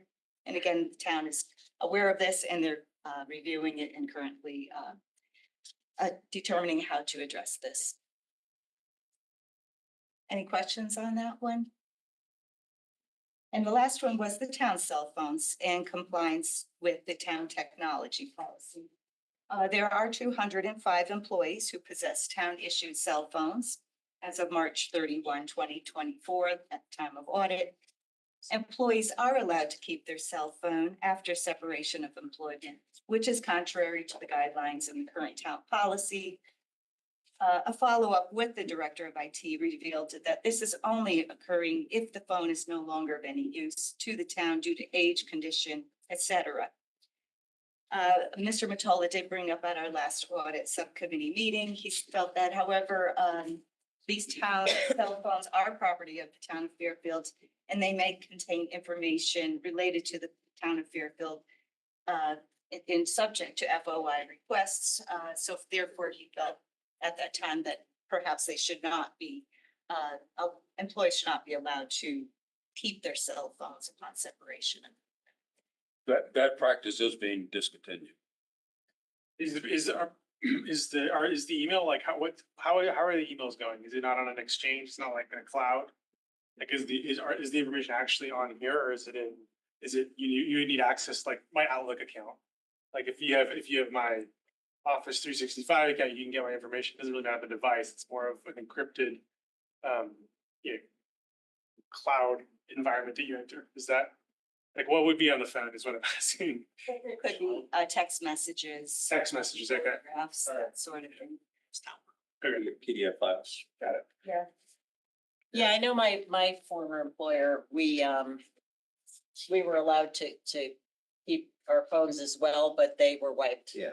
It would seem like. So you could retain your phone number and you could retain your device, but there was a formal process in place to wipe the phone completely. So Yeah, I don't know if we were doing that or not, but I think that's a separate question from keeping the device, and according to Mr. Harris, we're discontinuing that, so. Can I ask a question? Of course. Hi, this is Amy Ruggiero. Um, as far as keeping the phones, is it possible to get a list of who these employees are that have been, I mean, I would think that having kept the phone, a lot of the police officers and firemen, and then HR was the next biggest budget. I would think those are pretty confidential areas that you wouldn't want people to keep that information. I mean, it just seems like a huge, I've never heard of an employer letting people keep their cell phone. Just seems like a huge risk. It is. How many employees kept their cell phones and what were the models and what are their names? And is there any concerns with that? Our information technology department does maintain the list of all employees who are issued cell phones. They also can give us the names of the employees who separated employment with the town and who were allowed to keep a cell phone. Did you say they can't give it? We can, we do have that, yes, information. The IT department can produce that upon request. Are they able to go in and wipe the phones at this point, or how long has that practice been in place? As far as I know, it's always been the practice with the town of Fairfield since cell phones have been issued. I think to follow up on your question, Ms. Ruggiero, for practical purposes, you probably can't wipe a phone once after someone's been separated, because now their own personal information is on it. I don't know whether the email disappears from there or whatever, but I think if you don't do it like immediately upon separation, you would be, wiping their personal pictures and whatever else they have on there. And, it's. I mean, there's policies that usually exist that Yeah. don't even allow you to use your cell phone for personal stuff like that. You're not Yeah, supposed to have I that. think, if the process has been discontinued, then I think that's it. I think the issue is, I know with my former employer, there were restrictions in terms of like backing things up on iCloud and whatever, because obviously you don't want confidential information to be backed up externally or to be maintained. So I'm glad that we are addressing this, but maybe we can get back with some additional information on that. Were the, Tom, did you discontinue this practice? Yes, I had a discussion with David Kelly, so that will be communicated if it hasn't Okay. been already. Thank you. Thank you for doing that, because that's something that should never have been allowed. were police allowed to keep their cell phones too? Do you know, or did they have to give them back? Police and fire, I believe They were allowed. All right. Well, we're not doing that anymore. That's the bottom line. That's insane. especially since we did have a policy and the policy specifically stated that the phones were to be returned. Yeah, we were not. Well, who then violated the policy and made that decision to let them keep it? I believe it was a combination of department head and information technology. The rationale on their end was that there was no cost to the town because the phone had no use to the town because it could not be reused. It was due to age, condition. However, and my concern more so was the issue of that you do have a policy and you're not complying with the written policy that you have, and you have mandated that employees return this phone, and yet you're not complying with your own policy.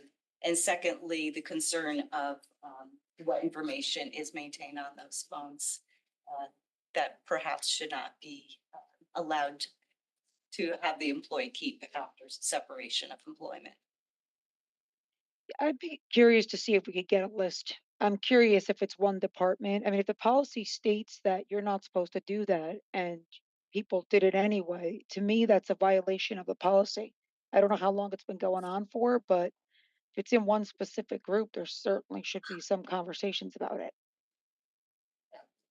Yeah, I would also suggest, it sounds like this has been going on a long time, but I would also suggest that this is the sort of thing that should be on a checklist, an HR checklist. When someone separates from employment, a bunch of things are supposed to happen. You have to, return your laptop, return any external devices, like turn in your badge or your keys or whatever. And, if a cell phone needs to be, and again, I'm sympathetic to the idea of keeping a device, like if it's a 3 or 4-year-old phone and the proper security measures can be taken, and we're okay with that, we should revisit the policy, not violate the policy. But regardless, it seems to me like it's one of those items that should be covered when someone is separated. We make sure that they're disconnected from systems, we make sure that all their devices are turned in, et cetera, et cetera. I don't know if you looked at this, but I think pretty much I would bet a few bucks on it that we allowed them to keep the phones. And I bet for a while the town was still paying for the phones when they retired. I have no doubt that. I am told that the service is discontinued when the employee leaves. It is, all right, well, That's maybe all. I'm wrong, but I could see how that could happen. That was the primary goal of the internal audit, was to ensure that after an employee separated from employment Not with paying the for town, that we were not continuing to pay for. We the didn't see any phone evidence of that. charges. There was one department where one employee who had separated had retired, and he was still on the monthly cell phone bill. And luckily I had captured it only maybe perhaps 3 months into it. And I immediately, when I saw it, I notified the department head, and I notified information technology. The person was taken off the monthly bill. And luckily, the total dollar amount of the months that we paid was only approximately $140, but yet still it's needless, expense to the town. But luckily I checked and found it and was able to rectify it. So you just see right now with this, why it's important to have internal audits done on a regular, consistent basis, not having you do other things that aren't really related. Well, as to you your can job. see, since I've been 100% internal audit, you can see how the volume of audit reports has increased significantly. And I'll also have to say that over the summer, I did have a finance intern who assisted me for several months. She was from the University of Connecticut. She was a finance major. And so as you know, many hands make light work. So we were able to knock out quite a few audits over the summertime. And I think we do have an aspiring internal auditor on her hand as a result of her shadowing me all summer long. So. Well, I would just say, when those recommendations are finalized, it would be, it's not something that should be a responsibility of a department head. It should be a centralized process where somebody separates, HR has a process to notify IT and the various departments, and then someone has a responsibility to do what needs to be done with whatever needs to be done to make sure that they don't have inappropriate access to town systems or assets. So I'm glad you brought that up, because I just completed an audit regarding separation of employees with the town, and I created a separation checklist. So I'm hoping that, I think it's, something that can be used as a guide for human resources. We're in the process of, the report is in draft still, so we're in the process of discussing the report, and hopefully we can incorporate that and come up with a good process for when employees do separate. For example, there's a lot of factors involved. Do we have security to buildings, keys to vehicles, computer access, email access? There's all sorts of considerations to take into account when an employee does separate from the town. So I'm glad you brought that up. Thank you. Thank you. Yeah, I would Can I say, ask a question? Yes. Yeah. I'm sorry. I don't know if you guys could see me over here if I raise my hand, but No, to that feel free point, we can't see you very well. sorry, to that point, so to date, there's been no checklist or anything when somebody leaves the town? Is that what you're saying? Well, currently I'm in the process of reviewing human resources processes. I don't know if they have an actual formal checklist in place, and that's why I created one. From my understanding, from discussions with Human Resources is that now with this new Paycom system, there will be, there is a feature that can be used, which will facilitate the employee separation process, which will involve department heads in inactivating passwords. And there's going to be a whole workflow that is involved going to IT, department heads, human resources, and so on. So I'm currently going to be reviewing that as well. So. So, I'll leave. so I I was know just, it's a different topic, but they weren't allowed to keep their laptops, were they? No, they were not. I Thank figured I'd ask. I mean, maybe they're taking printers out of the building. I have no idea. Mr. Becker? so I would say two things. So the onboarding and the offboarding process is certainly not workflow driven. It's clunky. It's not necessarily always even clear who initiates what items. It's something that we've noticed even just simply in the onboarding process, ourselves, Right. as to going through that. So we are in the process. We are hopeful with the payroll system and the work that's being done, across multiple departments to globally look at onboarding and offboarding smoothly, both for the employee and the employer's, benefit and items like this to be captured. The other item that we're reviewing, not set in stone yet, but as we go through budget and future, police, and fire with the public safety side might be excluded from it, but there's a consideration of potentially centralizing some of these items that have now been broken out. There was an era where things were centralized and there was a decentralization, largely, budget driven in the interest of breaking things out, eventually created many different accounts. We have a lot of cell phones being one of them. There's other items like this, but cell phones where they're now spread out. And there may be a consideration of ways to centralize that, whether it's a budgetary item or also operational or both. This being one of many, but we're taking a look at ways you would streamline and avoid some of these pitfalls as well. Yeah, the only other thing I would suggest too is so Ms. Axel, you and I know it's not a final audit report, but you looked at payroll for the town, then you looked at it at the Board of Ed. And Yes. at least my preliminary understanding was it was cleaner over there, right? Yes. So I just, as we look at some of these things, I think we have to remember, we should have consistency across the town. They may have a great separation policy and checklist over there. So I think it's worthwhile to ask what they're doing because it might provide a model or it might be deficient there as well. I mean, I don't think we're handing out cell phones to teachers and everything, but I'm sure there are employees who have them. And for these areas, whether it be certificates of insurance or whether it be, I don't think there's vehicles over there either, but on some of these things where we have these overriding issues that we're finding, I think it's always good to make sure that we're remembering that we have this, Yes, we definitely can learn from each other. Yeah. And controls that they have in place, maybe we can, and procedures they have, maybe we Yeah. can utilize and vice versa. and I know they've had less turnover, so maybe things are happening without being written down, but to the extent they have some more written policies, we might be able to leverage some of that. Good idea. Thank you. Mr. Myers. So, I watched the video that John suggested that we watch. I think it was for January 7th. I mean, I guess I came away with a little bit of shock and awe.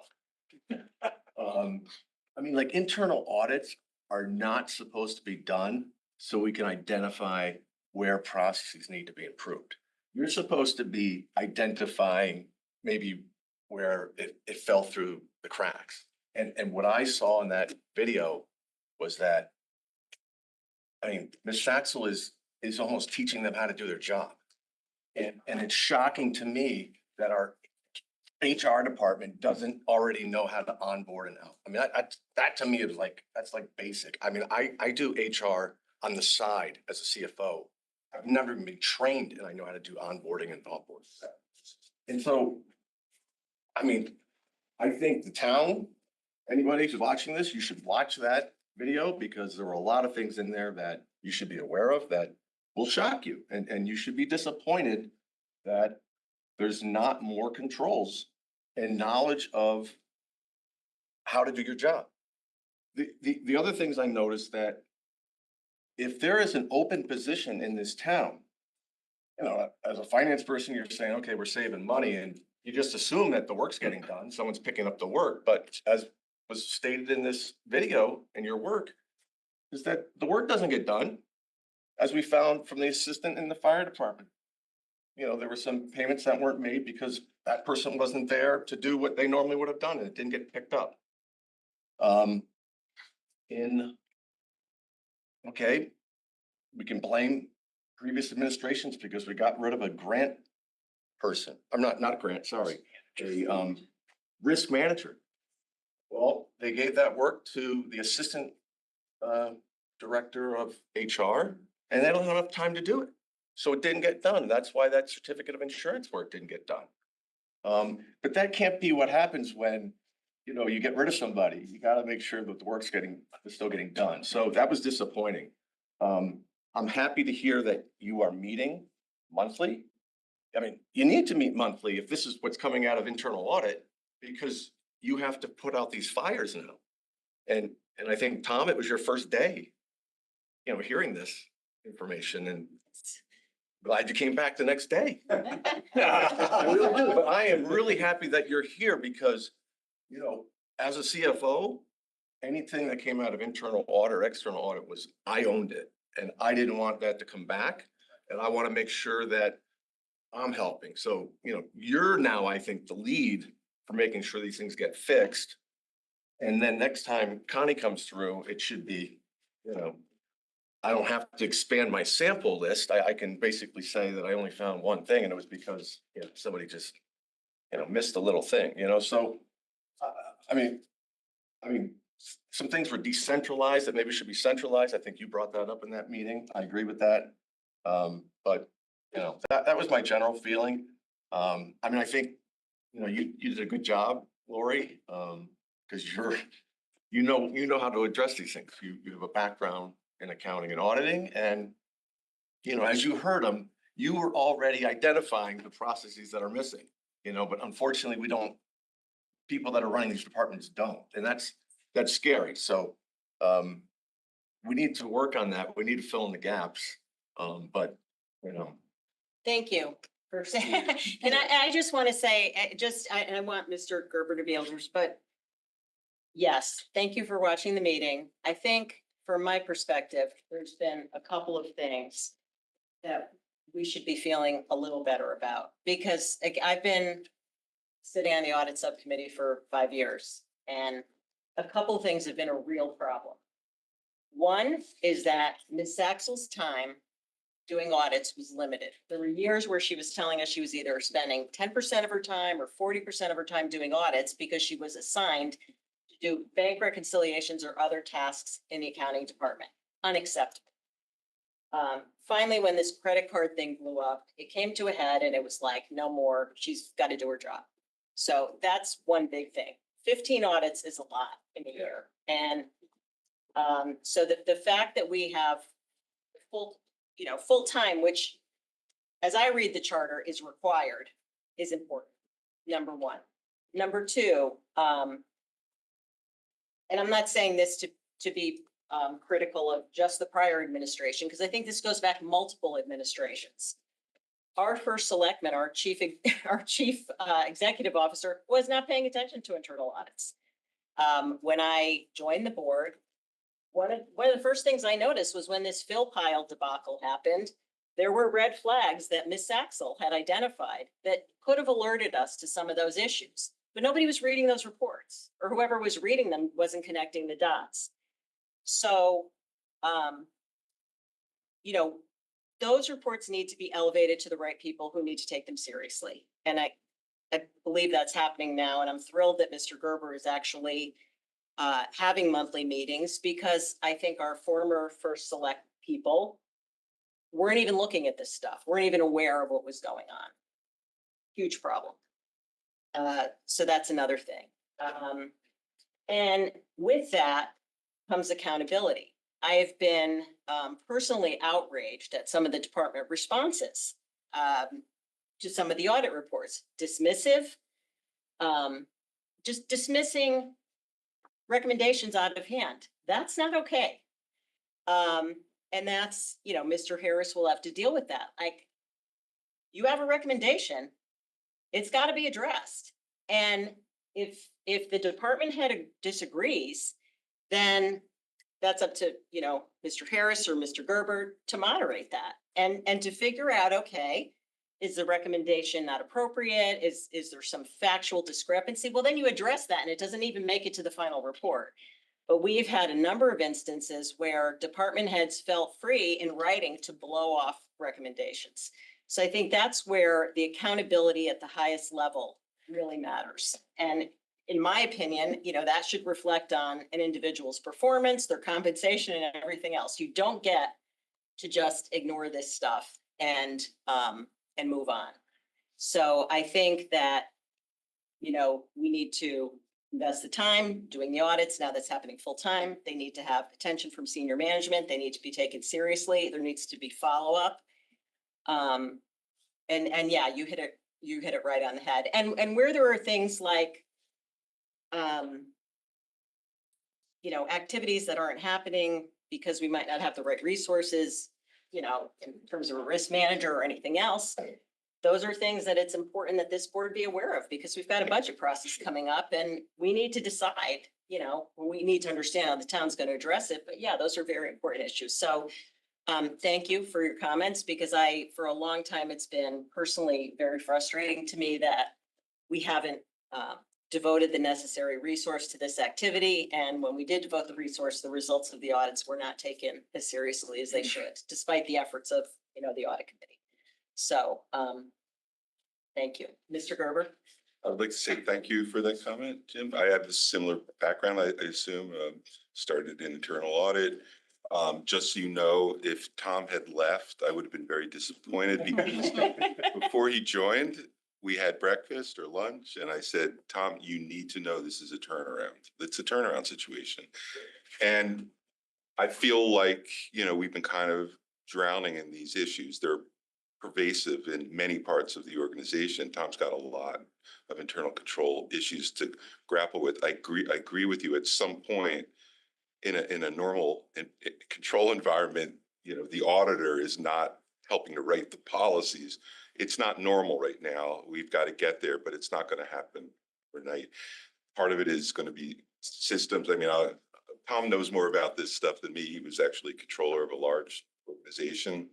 Part of it will be systems. There might be manpower issues. There might be external help as well, but we have to get there. And when I first joined, you know, as first selectman, Connie had a stack of internal audit reports that were not allowed to be released because they just didn't want to, the administration didn't want to deal with it. And so what we're trying to do and I hope we're not getting the kind of responses now that you used to, because I'd be very disappointed and I would like to know right away, because we're trying to let people know that having an internal audit finding is not a stain on your reputation. It's an opportunity to improve. Now, there are instances where, you know, someone coming from the outside, as you know, like they may have a recommendation that is actually not practical or whatever, then you have the discussion, but it's not something to be, you know, ashamed of or something to get defensive about. And if people are being defensive, we need to change that mentality. So, yeah. Mr. Curley? Yeah, thank you, Madam Chair. I agree with all of that. I think it's a really good conversation. But it actually kind of dovetails into a comment that I wanted to make and share with the group. And Madam Chair, you talked about how for different reasons, effectively you were part-time. Not by choice, but that's how it happened. But clearly, as we look at 15 audits in 2024, the volume of internal audits has increased. And it strikes me that those groups or departments in town who are now subject to audit aren't used to this practice, right? And I want to share just a little bit of what my experience is. I dug into one of these as well. The audit of the golf course tee time system, obviously close to my heart, because my background with the golf stuff. I was very happy to see that there were no nefarious bots or any other shenanigans going on with the tee time system. It's just a demand issue. Glad that that was kind of addressed and investigated. But there were other things that came out of that audit, right? So for example, staff person was getting tee times before the general public, right? And I was glad to see that the golf manager, the golf pro, made his own policy to say that's not going to happen going forward, which is great. But it struck me that there were other things in there in terms of the recommendations that were just not addressed. Whether it's the 8-minute tee times that were recommended versus the current 9, whether it was, there was another one that came to mind earlier, but Checking IDs or? no, Posting people's names, publishing yeah. of who are on the tee time systems. And there are reasons why those things may or may not be good ideas, right? And to your point, the operations folks may say that just doesn't make sense and let's have a discussion. But I didn't see any of that in the audit report. So I reached out to a couple of golf commissioners, looked back at the minutes from the golf commission meetings over the last 6 months, because this was dated back in August. There's no discussion about any of this. And the commissioners confirmed that there was no discussion about it. So I had a conversation with the current chair of the golf commission. And Anthony basically told the golf commission that he was planning on delivering the audit to them for discussion after the audit was final, because the version that he received was a draft. Now, my understanding of the process is that the department head, or in this case, where it's a policy, like policies go to the golf commission in this case, so it should have been brought to them to discuss. There should have been back and forth. They could have addressed some of your recommendations, maybe those recommendations that were not practical would not be adopted, but or modified or some other thing. There's a whole process that could have and should have happened, but it didn't, because Anthony was waiting to deliver the audit report after it was final. And in my opinion, all that stuff should happen while it's still in draft form, incorporated, and then in a final form that everyone's happy with, right? It doesn't mean that, to your point, it's not a stain to have a problem. It means that you have a chance to change the process. So my recommendation is that now that the volume of audits are going to have increased and will continue to be at a higher level, maybe there needs to be some education with the department heads so that they understand the process should be, you get a draft report, there's an engagement process that has to happen before it gets finalized, because waiting until it's final just doesn't make sense. So.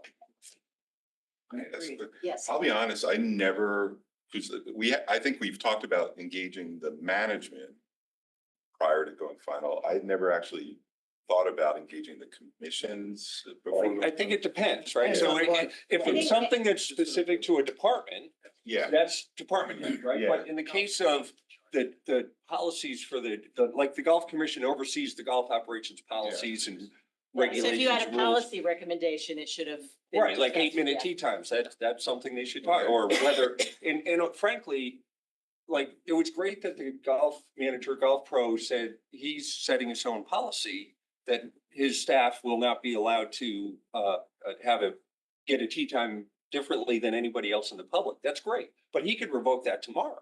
So the golf commission should really discuss what that policy should be and put that in place. And how it gets monitored. Right, Yeah. yeah, Right. that was one of the audit recommendations. Right. Report. Yeah, and the draft report was also shared with the golf pro at the time, golf manager. Yeah. As well, and I did have the chair of the golf commission, I gave him an opportunity to respond, however, I did not receive any response to the audit report. Yeah, it was never brought to it was never in the minutes for any golf commission meeting, so it was never discussed. So I just think there's an opportunity for, if you guys want to formalize your process here, this is a great way to say, this is how an audit should be responded to. We'll address that, yeah. Yeah, so to communicate to agree, department yeah. heads, for internal audits, this is kind of how it works. That's it, that's great. So, Yeah, I just one more thing I'll throw out, because it triggered on my mind. One of the audits that was done that I'm sure everyone noticed was there were some payroll issues with the police department, and there were some different things going on where there wasn't proper documentation, where, you know, officers get paid extra for college credits or a college degree and, you know, they were getting paid, but there was no documentation. And so there was a bunch of cleanup that had to happen. And when that report was discussed, the root cause of that issue turned out to be that there was turnover. And there was, you know, I don't know, a longtime admin that had been doing this stuff and that person left. And so there was a gap and, you know, the whole thing fell apart while the person was gone. So they fixed their issue. They went back, cleaned everything up, and that's fine. But, you know, the problem stemmed from the fact that there was turnover and there was no written policy for somebody to follow.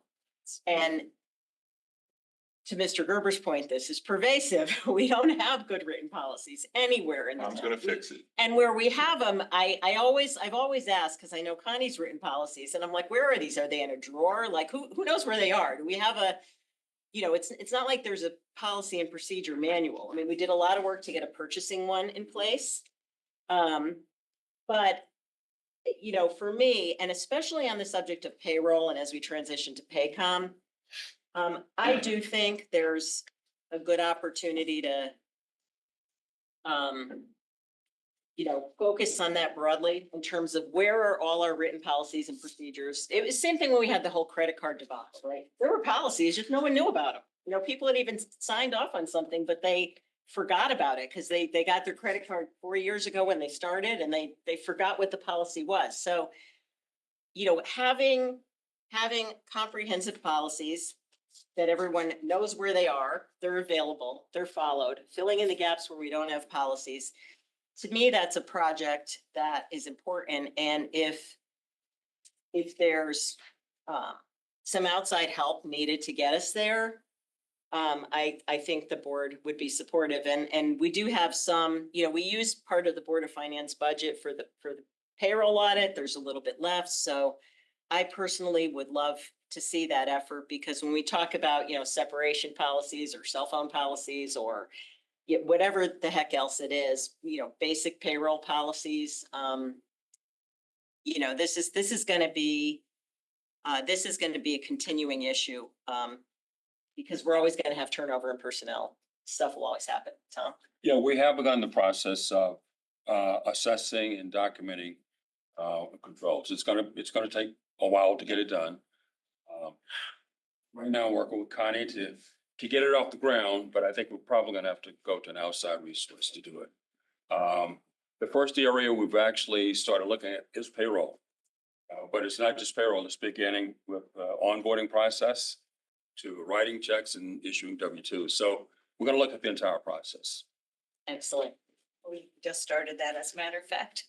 About just a few days ago, we were talking about strengthening the internal controls, documenting policies and procedures governing human resources and payroll. And I said, right now, let's see what we have in place and see where we need to go with it. So yeah, we might have to commission outside assistance, because, as you know, it's only so much time. Great. If I focus on writing policies and procedures for payroll and human resources, then I can't do the so we'll have to Yeah, and you should be testing compliance with policies, not having to. right. Yeah. That's my dilemma too. Yeah. When they go into departments. All right, that was 5 minutes. That was Yeah, that amazing. was It was a long 5 That was a minutes. quick 5 Oh, the minutes. Q&A was in there. Yeah, no, that was, well, are there any other questions? questions? Well, obviously this is this is a topic that everyone's, I think, supportive of, addressing, and, you do great work for the town, and thank you. You always bring forth substantive recommendations, and we just want to make sure that they are followed through on. So thank you for everything you're doing, and we're here to support you. Thank you. I appreciate that. Thank you, everyone. Thanks, Scott. Have a good night. Great. Okay. So we're going to move on to item 8, which is to hear and discuss a capital plan and waterfall update. The backup for this item is on page 558.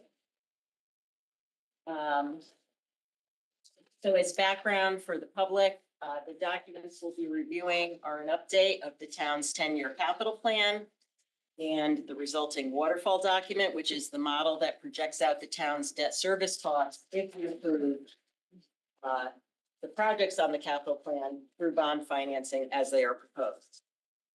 Historically, we review this plan in depth annually in September. But we've also been getting periodic updates of the plan during the year. The administration's done a lot of work to improve the quality and accuracy and the depth of the information that's provided. And I want to thank them for that work. Last time we left off on reviewing the plan, the overall scope of the necessary capital projects that were identified was significant. The identified costs and the future debt service levels that we and the administration collectively were not comfortable with. One of the most significant issues that needed to be addressed was refining the WPCA infrastructure plan and modeling that into a long-term financial plan for the WPCA that would allow us to understand how the cost of those projects would impact both the sewer ratepayers and the town residents as a whole. So I do want to say as a board, we've been trying to get a handle on this particular issue for at least 3 years. And we finally have a working model for planning purposes, thanks to the efforts of a number of people. Obviously, the first selectman provided leadership here, but special shout out to Sabrina Bernardi and Michelle Gore and also David Becker. Thank you for finally getting this done. I want to thank you for all the work you did, professionalizing the planning process in a way that will enable us to be more confident about our decision making going forward. So I don't know who's going to take us through the details of this, whether it's David or Tom or Bill, but I'll turn it over to whoever wants to kick us off to go through this. And maybe we can focus on the changes that have been made since we last reviewed the plan and the open items and the path forward. So thank you. And yeah, this has been a team effort across the board. And I can massively credit Eli for the work on this. And this is a preface with, but as we know, this is a living, breathing document that changes, often. We're trying to bring those changes, obviously bring that down to earth and something more predictable. And same this physical document, we've tried to make some improvements and we'll try to refine that as we go through. So the first page here, it somewhat puts the paper what this document has already existed at, what for some of the questions. So I don't know, it probably doesn't make a lot of sense to necessarily walk entirely through line by line. We can read it, but if there are questions, and I would say certainly if there are questions passed today regarding this or suggestions, we're all ears, or the chair or some members can correct, that's perfectly fine on all end. So, so the next page, and as there's technically it's several documents. It's one massive spreadsheet on the back end with several different tabs. So they're numbered within each set here. And we'll get to it later when we talk about the actual waterfall, but I would say one major just back end upgrade that has occurred now. Is Sabrina working with Matt and getting the actual waterfall, everything actually natively through into a waterfall now, so it isn't a separate document. The way that works now is that it just goes through, and then Sabrina sends everything to Matt to review, and then he updates the document as confirmed, and then he produces it. But that allows us to dynamically be able to put something in that immediately project itself out, which is really, really important tool on our end. So, one additional, item here, just on this spreadsheet, when you look at what is, the third page in the set, but it's the actual capital plan itself. So on page 1, you'll notice, that there's a column with a bunch of highlights in it, C. Additional project costs will need approval, and there's highlights, so that allows you to look at existing projects that may already be, authorized, that they're in process, but there's some additional, dollars, so it just lets you sort of zero in on things that are known there. One thing that I do want to note, I don't want anyone to think that we've got massive over budget projects in the way that we've added that. We made a conscious decision on some of these projects that are moving, take Independence Hall, which is the second one we had done, the prior administration did some reworking of. Looking at, moving to, a larger phase and just preview, but on the changes document, that means we're taking out after we're doing a full reno, like actually adding on to the building, so it's less money reconfiguring, but the key here is we didn't make another line item, which is yet another project to track and whatnot. If it's like, we're making a conscious decision that we're gonna look to do an essentially, an addendum to, to the, prior authorization, that simplifies things within the finance department, that it simplifies things within for the PMs and across the board, and I think it also simplifies not having these things continue to be just as voluminous as they've been. Every time you turn around, you have to create yet another line. So those are just, they're little things, but they stack up over time and they're improvements and sort of what we're doing.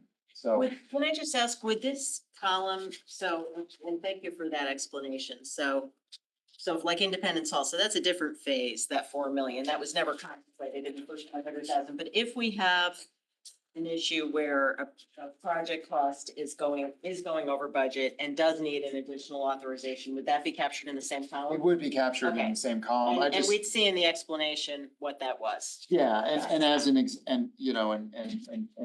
and as an example, if you go to line 6, Barnacle Workville, was approved for $350,000. We have actual bids now. We have a concrete number down to the final dollar, and that's listed in that highlighted column for $84,555. So in our upcoming, round of authorizations, we'll do that. So those are also in there, but I just wanted to note, because there are several in there that would stick out and you'd go, wait a minute, that's you're over budget by. No, we're actually starting to take things that had been staggered out in all these other lines and clean them up and say, like things going like columns, and do that. Well, I guess that's what, so like line 4, DPW, townwide facility upgrade, that's the Silver Petroselli report. Okay, so we had that big report, but we had before authorized a project for like a couple of line items within it. And now you've just said, I'm gonna put the whole thing on one line item. And it doesn't mean that the 18,519,000 will come to us as one, one big authorization. It'll probably come in several, but we know that that's the whole scope of the whole thing. Yeah. Correct, Right. and same, it is interesting, that's a valid question. If you look, I wanna say, only on which town, Canaan, Wilton, somewhere around that region actually did something recently where they did go for one big authorization, but then they set it so that it was staggered out when it could actually be spent, but they took the big work of doing that in one, sort of going through that process and predictably and then moving through. You certainly could. I was just saying, on our end, we are not looking to do something like that. I wouldn't do that on a project like this, I No, would because, say. Yeah. because there's so many variables, and I bring up specifically in this 18 million, what we've done is, because we're looking at doing all the firehouses top to bottom, there were some elements that had been done there, but we're also looking at fire and some of the things that were in there, and Indy Hall and whatnot. We've actually begun the process of truing that up and actually reducing what that 18 additional over those phases 2 through 4 would even look like. Because you don't want to double count them. So we've been steadily working through those types of things. And you could project that if you simply right now went out for the other 18, it's entirely possible through other projects. You wouldn't be able to have that flexibility per se, and then we need it. So no, we're taking a measure. So you're, for number 4, you're spreading that out all the way out to 2035, right? That's the game. Correct. That's a long range Almost. anyways. And the 2035 column, which I guess you would say once we get through this latest year and the 25 moves to where, 24 is and 26 or 25, the 2035 becomes more real. But that 35 column is also, it's our, once we get to that point, we group and we put there, and also some wish lists are in 35 or hypotheticals, but yes.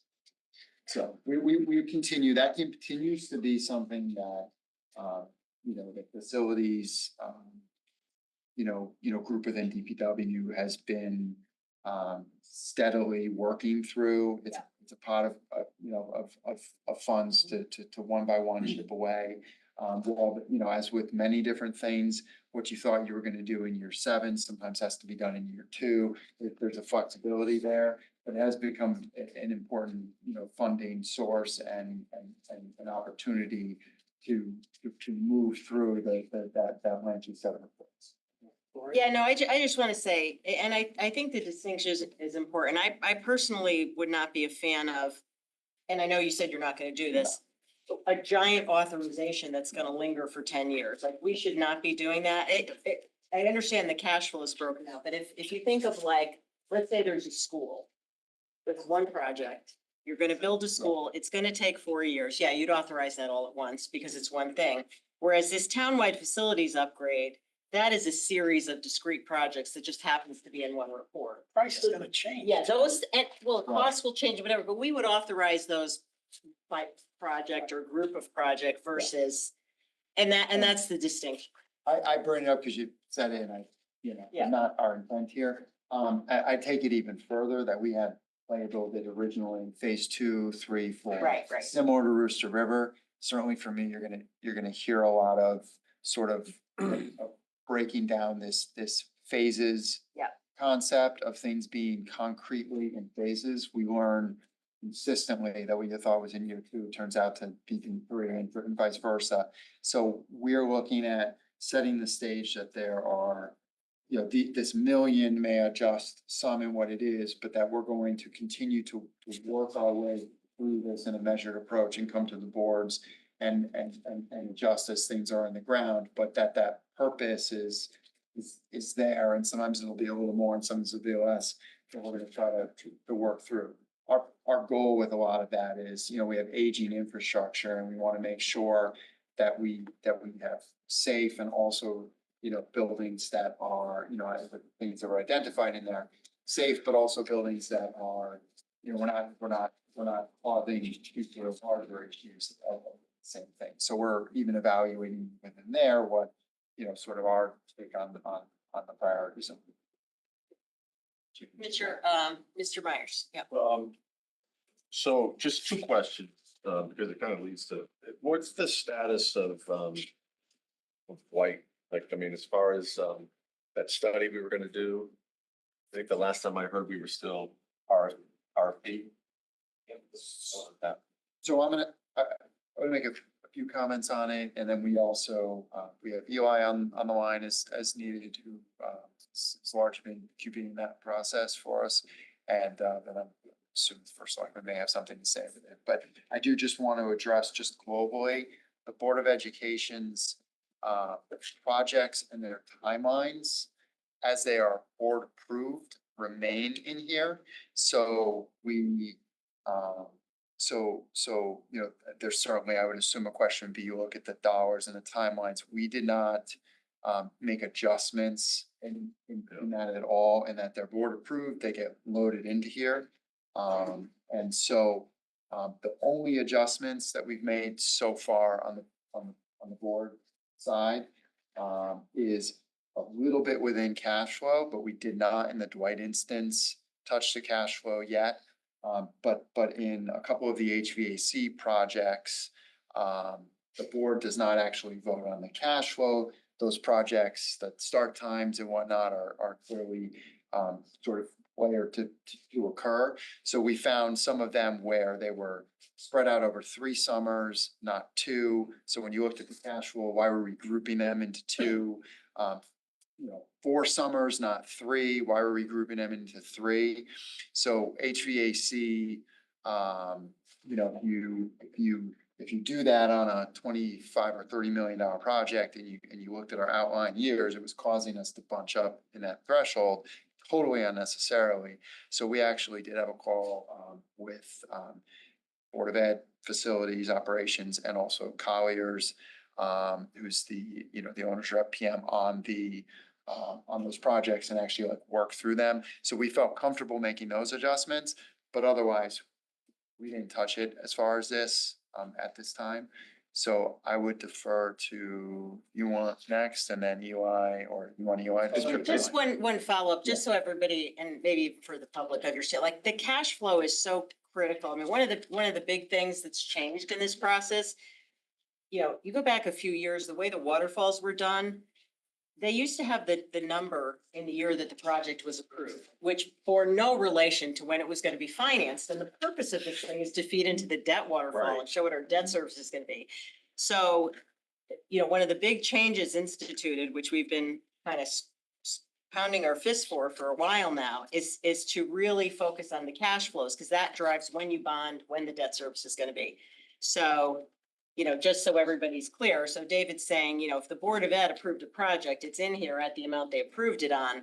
But you've had further conversations, because what we've learned is that the timing may shift, and that means everything in terms of the projection. Yeah. Sorry about that. Bill, did you wanna? I don't want to steal Eli's thunder because he has been living this. Eli, are you on? Yeah. Yep, I'm here. Yeah, you want to walk through the status of the Wait. the facilities. Yeah, so Dwight, last week we received 5 bids, and we have evaluated them. We've shortlisted 3 consultants, and we have interviews this upcoming Tuesday. By the end of the day Tuesday, we plan on having a firm hopefully selected, and then we can proceed with contract approvals at the Board of Selectmen. And the Board of Ed is the chair and the facilities for the Board of Ed are participating in the interviews, right? That's correct. Yep. Angelus will be a part, of the interview process, and Jeff will also be an observer of the interviews. And what exactly is the scope of the work that's being bid on? I know there was you were gonna do some drilling and figure out. It's a very large matrix that's probably bigger than these spreadsheets. It's available. We can send it to you, but Eli, do you want to walk sort of high level through the matrix? Yeah, what your process was to put together the RFP. I know, I'm sure you've probably discussed this a bunch of times. I don't think this board heard about that, so maybe just take a minute to do that. Yeah, there was an extensive matrix that we put together, basically identifying all the Dwight options that we have on the table, whether it's build new, renovate new with ECC, renovate new without ECC, Jennings Elementary with an ECC, an extension. We're also looking at Mona Terrace, Giant Steps, Riverfield, and Osborne Hill.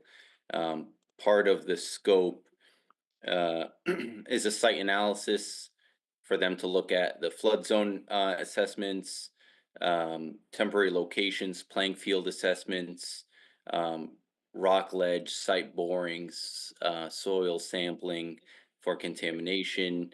Then it goes into architectural design and planning package, which is basically conceptual plans and renderings, engineering reports, looking at existing MEP in the buildings and giving us an assessment, HVAC, gas, water, electrical, whether there's a new septic system, whether we're going to connect to the town sewer, overall code compliant on the buildings, cost estimates, value engineering, and of course, reimbursement through the state. So that's just a very broad scope of what we're looking for with each firm. And what's the timeline? As of right now, all the bidders that we've received are showcasing that we are going to have a final report in August of 2025. So it's going to take, 4 or 5 months. Yeah, I was just gonna follow up. Did you say Walter Fitzgerald was one of the sites being looked at or no? Yeah, they did. Yeah. The dilapidated. Right. Yeah. Yeah, the giant steps, yeah. Yes. Mr. Penland? So, I mean, to me, from what I'm hearing, if you remember when when we did the capital plan last time, there was a lot of concerns about the stuff that is now being addressed. So I'm really hoping that this is gonna allay those concerns on this board. Because I think that this process sort of, it took a different course because of the Board of Finance. Well, and I think. Yeah, well, and- Selectmen, yeah. Sure, but, I mean, so it sounds like a lot of that is getting tied up. Doesn't mean that something gets voted on one way or the other, but it does sound like all that is being addressed.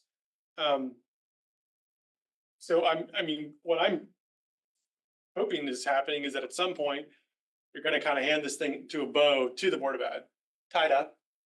And then they can sort of just figure out, okay, which is the best option, which is a good process. I'm saying this because we continue to get a lot of emails from people who are really worried about the delay in the timeline. And probably rightly so, because it now is delayed. But I'm not sure how it would have gone quicker. And I've been a critic of some of the process, but I'm not sure how it would have gone quicker because all of this stuff had to get done. All that had to get done. So let me, I have a question. I'm gonna stop making a speech, but this is my question. How does that work at the point that it moves? And this, I don't know, Eli, if this is you or somebody else, but I'm wondering just sort of the procedurally, like, okay, now you guys have done this job. At some point, the Board of Ed has to vote on something. And when it goes to them, are we gonna have something where they're saying, well, we wanted to look at this? And I'm hoping not, because you're saying Angelus and Mr. Peterson and Jeff Peterson are participating. So there really shouldn't be anything like left out. But do you have any reason to think that that the Board of Ed or Superintendent's office is not getting what they want in this RFP? That's We my- had, go ahead, Bill. Yeah. corrected. So I think the Board of Ed would have liked to have proceeded along a traditional path of forming a building committee. I mean, I don't know if everyone on the Board of Ed feels this way, but a majority, I think, do. Building committee, they were gonna come and ask for like, what was it, $3.5 million. They were going to, their favored, they were gonna ask to look at a new school with an ACC on the upper field. And they would have been obligated to look at alternatives in order to get reimbursement, but I feel pretty confident when you say to somebody, we want you to draw up a design on the upper field for a new school, the alternatives, you're gonna try to configure that in a way that they look like bad ideas in order to move forward. It wasn't like like, hey, let's look at and find the best, option. It was, I think it would have been more like, this is what we want, but we need to prove to the state to get full reimbursement, because, a renovation gets a higher reimbursement normally. So if you do a new build, you have to prove that the renovation wouldn't have worked. But I think, I would just want to answer, I think what we're hoping for is that obviously, the best scenario would be that we've covered everything. Realistically, if something pops up that we haven't covered, we may have to go and do a scope change on this. Hopefully, we don't know. I mean, this is a pretty big project. And so I would imagine there's always the risk that, you know, the Board of Ed and the town will be like, oh, we really need to look at this now. It's possible. And if that happens, you know, hopefully it can get done within the time frame. The goal is at the end of, you know, in August, hopefully, we have something that is a public document. It doesn't, you know, I don't know if you remember, but Mr. Testani, when he was going through those two reports, he basically said, don't look at the numbers. They're not really worth looking at. So I think the goal here is that this report is going to have numbers that are worth looking at. Yeah. Where some of these major variables have been narrowed down, and that they'll have a report where they can look at it and there will be some value judgments, obviously, like what the impact on kids would be to have to relocate them, things like that, and they'll maybe put a dollar value on that stuff. So the Board of Ed is going to make that decision, but at least it'll be transparent so that the town knows ultimately if they do their original plan that we actually looked at everything else and that plan makes the most sense. If they don't, there is a risk to the Board of Ed that this board or another board will not approve it. So it will give them the information they need to make a decision. It'll give the town the ability to determine whether they're making the right decision as well. Sorry, last thing, is there a, is at the point that this process is done, it's gonna get up to the point of, I forget what they call it. Conceptual design. Yeah, I think that was, you know, it's conceptual design, but what we were told is the conceptual design that we received in the first round of those Silver Petroselli reports, which I don't even know if they were paid for. It was like, I think they did a favor for the town, and which Mr. Testani said, don't look at the numbers. This is expected to be a conceptual design where you can, they're more bankable numbers, probably not perfect, but so then the next stage is, because you can't really do schematic design and then hand it over to the Board of Ed and say, here's your schematic design. Then it takes the flexibility away from the board. So when it goes to the Board of Ed and we form a building committee, they will still have to do the schematic design and full design. So just the last thing on it. So in terms of the timeline, you know, whether it actually got pushed back in time or whether it was going to be this timeline anyhow is beside the point, but it is in terms of timeline. Just looking on here, it is a year farther out, right? Because it has. Well, I mean, can I just say, it's a year farther out on the assumption that this was gonna get approved. It wasn't gonna get approved. Well, No, I'm just saying, No, I think what he's saying is this document has not changed. Why not? Yeah. Because it's still a year too early on the document, and David didn't want to touch it. Yeah, I was apprehensive of making those adjustments because they voted on it, but technically you've already moved past those dates. There are some questions about if in August as we marched through this, if there was enough consensus at that point, and I would use it's a little different, but I would use HVAC as the example. And I go back to when I chaired the committee and we moved forward, we were handed a lot of the initial pieces and then had to bring that next phase home and on a very accelerated timeline. But because of the reimbursement deadlines, trying to march towards the bidding timelines, because of what we were concerned with particularly the switching gear and other supply chain, and then also the timeline that we wanted to break ground, that committee met weekly, and very rapidly moved all those moving pieces and sort of took that lead from what had been handed from the Board of Ed and the prior work, and didn't take a route that probably, had it been a normal structure, there's probably about a 6 to even 8 month window in there that would have normally existed for us to get to that phase. So, you know, it's optimistic, but, you know, they do what they're doing, things start to fall in place a certain way. We're not taking completely off the table that they wouldn't, you know, be able to do that, but it would require a lot of getting through this quickly, a lot of then agreement on direction, and rapidly moving pieces. But I was certainly apprehensive, again, just because of the fact that the board voted on them, take them off of there. It is not affecting with all the other adjustments we made with cash flow, it didn't affect the sort of 9% goal that we were looking at. Can I just But- get on, just to clarify though, and maybe this is a partial follow-up to Shane's question, because I think I'm a little confused. I thought we were gonna get to schematic design. When Silver Petroselli did the presentation, they said that in order to get to the point of giving reliable costs, what was the schematic design, like 15% of the way in? Like it was a certain percentage. So I thought we were getting past conceptual design in this process. And the reason I asked that is from a timeline perspective, even though we were looking at a range of options, we're going to be, when we have the range of options, we're further ahead than ground zero. We don't just have a range of options where now we get to make a decision. We have available part of what needed to be done anyway on the option that's chosen. And Yeah. I thought it was schematic So- design. Am I So wrong? Eli, the terminology here, I think, is a little flexible because the conceptual design that Silver Petroselli put forward, there was like very little Right. thought that went into that. So, they hadn't, there's so many things missing. They hadn't done any real work on determining what the septic system, is like in there for like a couple $100,000, something like that.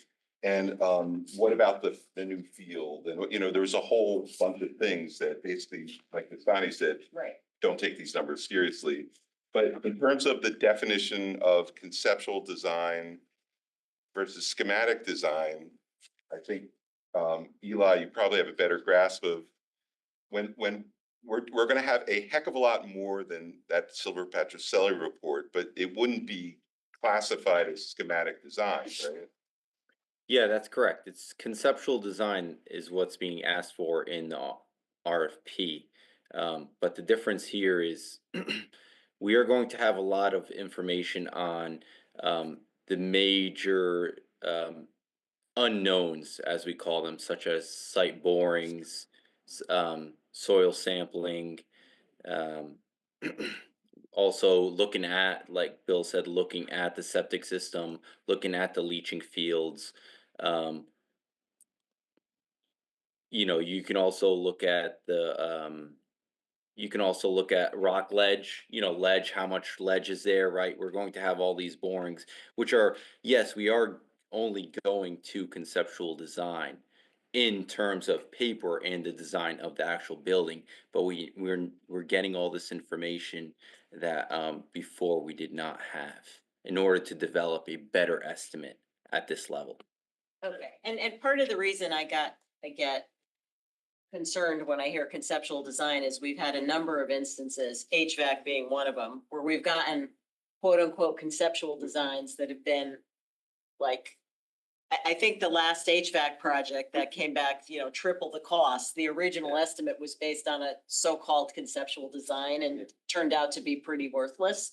So this, I understand Mr. Gerber's point. So it depends how you define it, but you're confident that It's a this lot is, more. yeah, than this anything is looking at enough information to give reasonable cost estimates that we can have a reasonable level of confidence, or the Board of Ed will, and as it goes through the bodies, they'll have a reasonable level of confidence that when you look at these different alternatives, you actually know what the cost differentials are.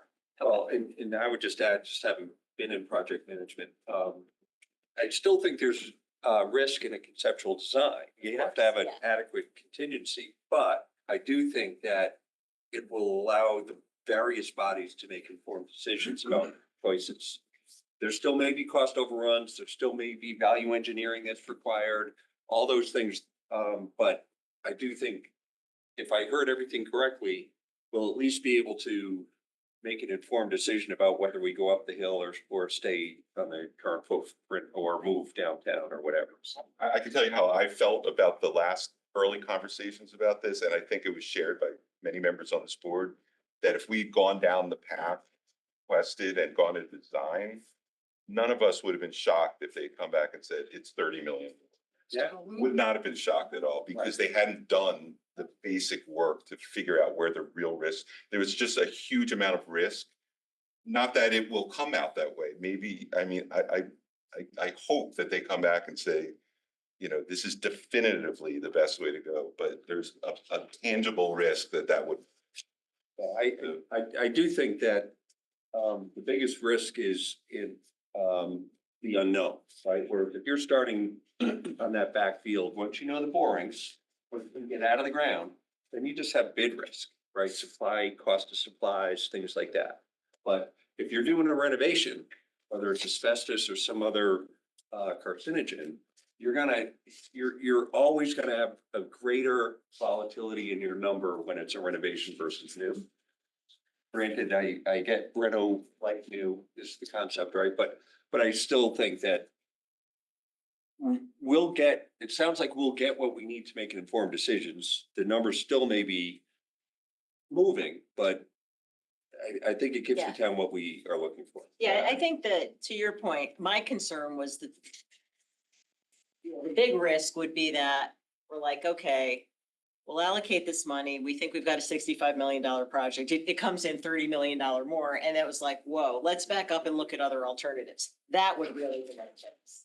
Right, That I would think- be going down a road Yeah. and then finding 6 months from now that we're at square one that we've just started already. Like, that was a real concern. I So- think there are some board of members that in their mind, they thought, oh, we can get approval for the seed money in, what was it, November, December?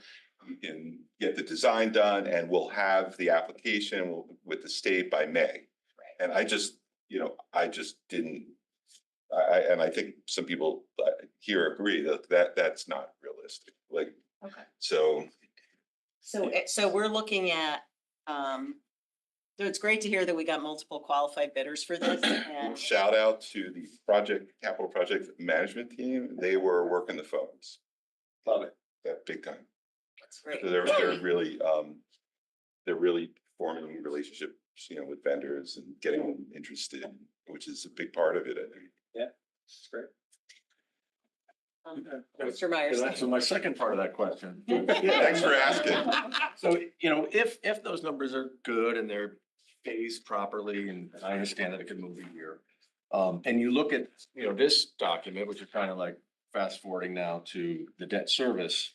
And you look at, roughly, 42 million principal in 25 bonds, and 26 jumps up to 63, then 69 and 27. And, interest is gonna go up 14 to 21. How do I understand now what this means in terms of what we started with Phoenix in terms of the 11 to 12%, like? Other side.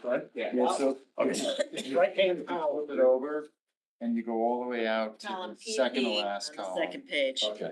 And, That's the And- most and- important document is. yeah, and this is the column that we've been tracking, so the 10%, being the cap, but then from a planning purpose and intent to try to stay under that, we're at in the highest year right now in the schedule, we're at 8.95% in 2033.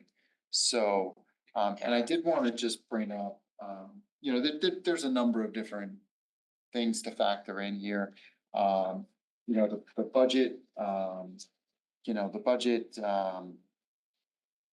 percentage that we're using right now, the 2.62, which actually was added in prior to the last budget. So I have a 10-year average. We're actually at 2.67. The reality is, if you look at 5-year average and probably what we've seen in the next few years, just from not necessarily the mill, but just budget increase, the 5-year average is 3.17. If you were to start to layer in those, because that's what they measure, the reality is these numbers would actually cascade a little bit lower.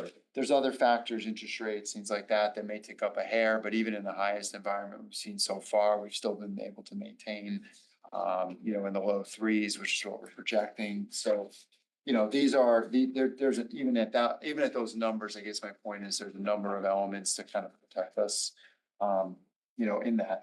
And then you had brought up about, just a question, just looking at and, those amounts for, what the next few years worth of bonding, may look like. And that's something we're gonna continue to refine. So, But that's all in this top box, though.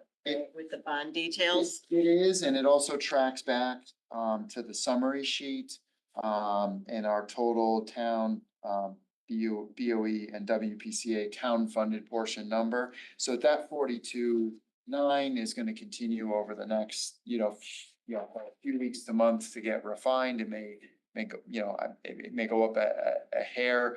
That number's had 54 in it up until the most recent schedules. And as we've said, we're gonna ultimately fund to what we actually need. So some of what you're also seeing there in the following year jumping is that we've pushed some items further out that we don't believe we're gonna need to in this current year. We're gonna continue to always do that, and it's not a, put your plan down, it's simply, we're not going to bond the thing, actually bond in those timelines, and we don't need to. And that's something that's a major piece of layering in cash flow. So you're gonna see those over time also cascade out further, as we also look at, like I mentioned, even the cash flow on the HVAC. If we can be more strategic with our dollars, with our vendors and our final, payments and timelines, we're gonna capture that because it works ultimately better for the town. Mr. Rick. So to go back, I'm gonna talk about this, but so I know, so Dwight hasn't moved on the schedule, nor has the amount changed. But is there not some, shouldn't we be escalating the price? Like we have on the fire station, 25%, I think I recall when they weren't bundled. So what does this do? We have to have some estimate. I mean, it's presumably pretty big, because we had it a year earlier and we're saying 25% for other projects. So this is currently as new. That, we're not using 25% annual. We are. No, on one item. One particular item. Yeah. Is it a specific thing that Which, just? by the way, is holding, unfortunately. Yeah, the fire truck is different. Okay, fire trucks. Yeah, so projects like this, we typically put a 5% escalator in. We were to roll it and then do 5%, we certainly could do that. There are so many unknowns on this right now. Yeah, we don't know where this number came from. It's like a placeholder. Yeah, the Yeah. 65 million is so squishy right now. But that you're, it's- it's a fair point. What? It's not a guarantee. You did say it's not gonna go over that. You did say that. Yeah, if you go with a renovation or renovate is new on the current, the number's drastically different. If you go with, it's entirely possible that there's a massive escalator. If you go with, brand new, but that may start to poke questions as to whether or not, it goes down around. What about the reimbursement? So if we don't get the reimbursement, does pushing it out affect the amount of the reimbursement we can get? We're gonna do a project that gets reimbursement. There's questions about what the percentage of the reimbursement is. And then there are some questions about the timeline on whether or not you can start the project or not based upon, meeting a reimbursement application date. So you'd end up having, the delay question is if you don't meet a certain date, then you oftentimes have to wait. When's the date? When's the first date? So they- That would be- When's one typically? November? I don't actually, I believe it's in the fall that they need the approvals in order to then go and put the paperwork in. But then you could go down the special legislation rabbit hole, which we've utilized before, so. But there's a I would number of- just suggest that, I mean, there are so many unknowns with this. We know it's a big number. It's in here. There's a lot of things that can impact it. Timing, the gross amount, the reimbursement, depending on which way you go.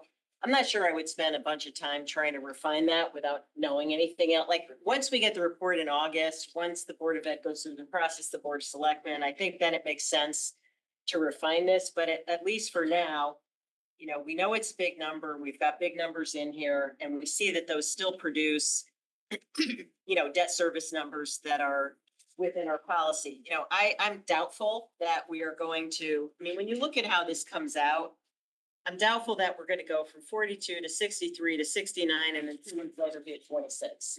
My sense is that this stuff, in reality, is probably gonna be smoother, just de facto. I'm sure we'll have a spike with the school, but it's hard to believe that it's gonna be that uneven because we are gonna have, operational challenges in trying to do some of this stuff. So I think to me, it was important to make it comprehensive, to make sure we had everything in here, to make sure that based on what we had, we weren't exceeding our policy, that we got some of these important questions on the WPCA answered. And I feel like there's less risk in this version, so it has to be refined. But we're not dealing with something that's bumping us up against 10%. And I would just say that this is the latest version. It's to some degree, whether living, breathing or not, this is not the version that we're coming to you all for approvals. In the next few weeks, we're gonna we're gonna continue the work, and then we'll have a better version for the approval. This was to show, with these adjustments that we could live within the new version of the policy that's being proposed. And it brought a lot of additional knowns, including the WPCA piece that the subcommittee, and a number of, and the WPCA and the town side, the administration side have all worked together on. It brought that in, so it brought some of those knowns in. HVAC, there's a lot of adjustments on that that's been brought in. What we're gonna be doing even over the next few weeks is trying to actually smooth some of that out and some of these projects are gonna have some of their timelines, adjusted and you're gonna see a little bit, in the next version, you're gonna see a little bit more stability within some of that. Okay, I wanna, Yeah, do you have a? yeah. Does this, you mentioned this earlier tonight, so the numbers on the waterfall, that includes WPCA projects also?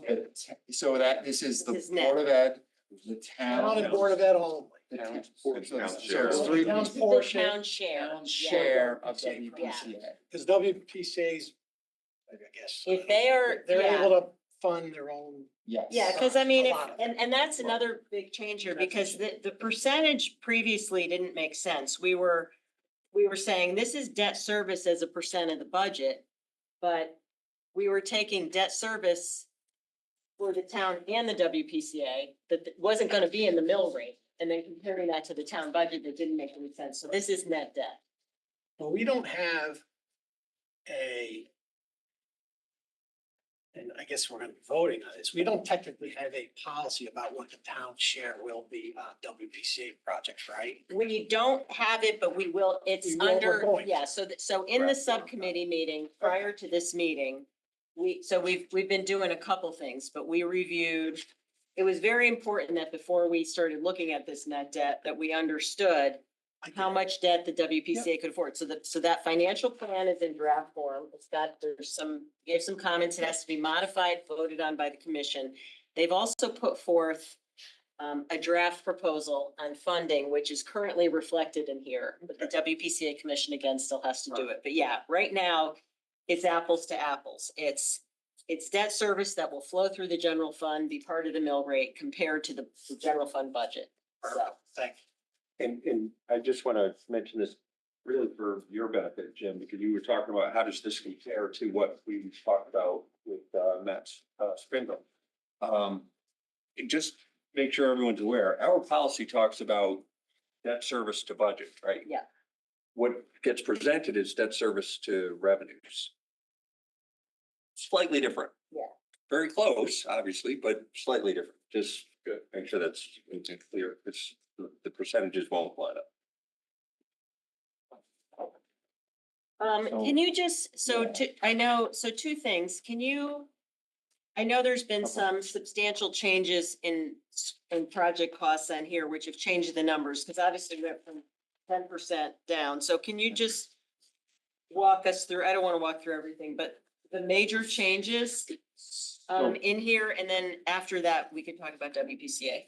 So we talked about I think it was the Indy Hall, piece, but the town complex. One big thing is we're now looking at actually not expanding the size of any of the buildings. There was actually an outlying year, there was an $8 million forecasted project to add on to Independence Hall because it's literally bursting at the seams. However, we have been actively working between both buildings, trying to maximize usage by reconfiguring. So what we've learned is in the past, you look at the project and you'd say, Okay, well, your office is moving from here to here and that one's, oh, no, I don't want to. And then people would sort of scatter off and not actually, do it. And we're sort of going, your office needs to move because Those days like, are over. like we're not, yeah, we're not adding on to the building. So, Like, this is, yeah. this is ridiculous. Sorry, I don't. And so, yeah, so people are gonna have some Or different spaces transforming and the Burr different. Mansion for. Right, like there's just, I mean, this is just the reality. Town property. And in the end, the building will be, maximally used, the buildings. But we view this as a complex. They're also, we're not getting into the detail, we are speaking about some security enhancements and things like that, they need to be done. We incorporate them into it and we start to think again as these two buildings and the things around them in a complex Okay, mindset. so Indy Hall was So one that big was change. one. Yeah. And something else a little bit further, down, you have to go past the open projects, hold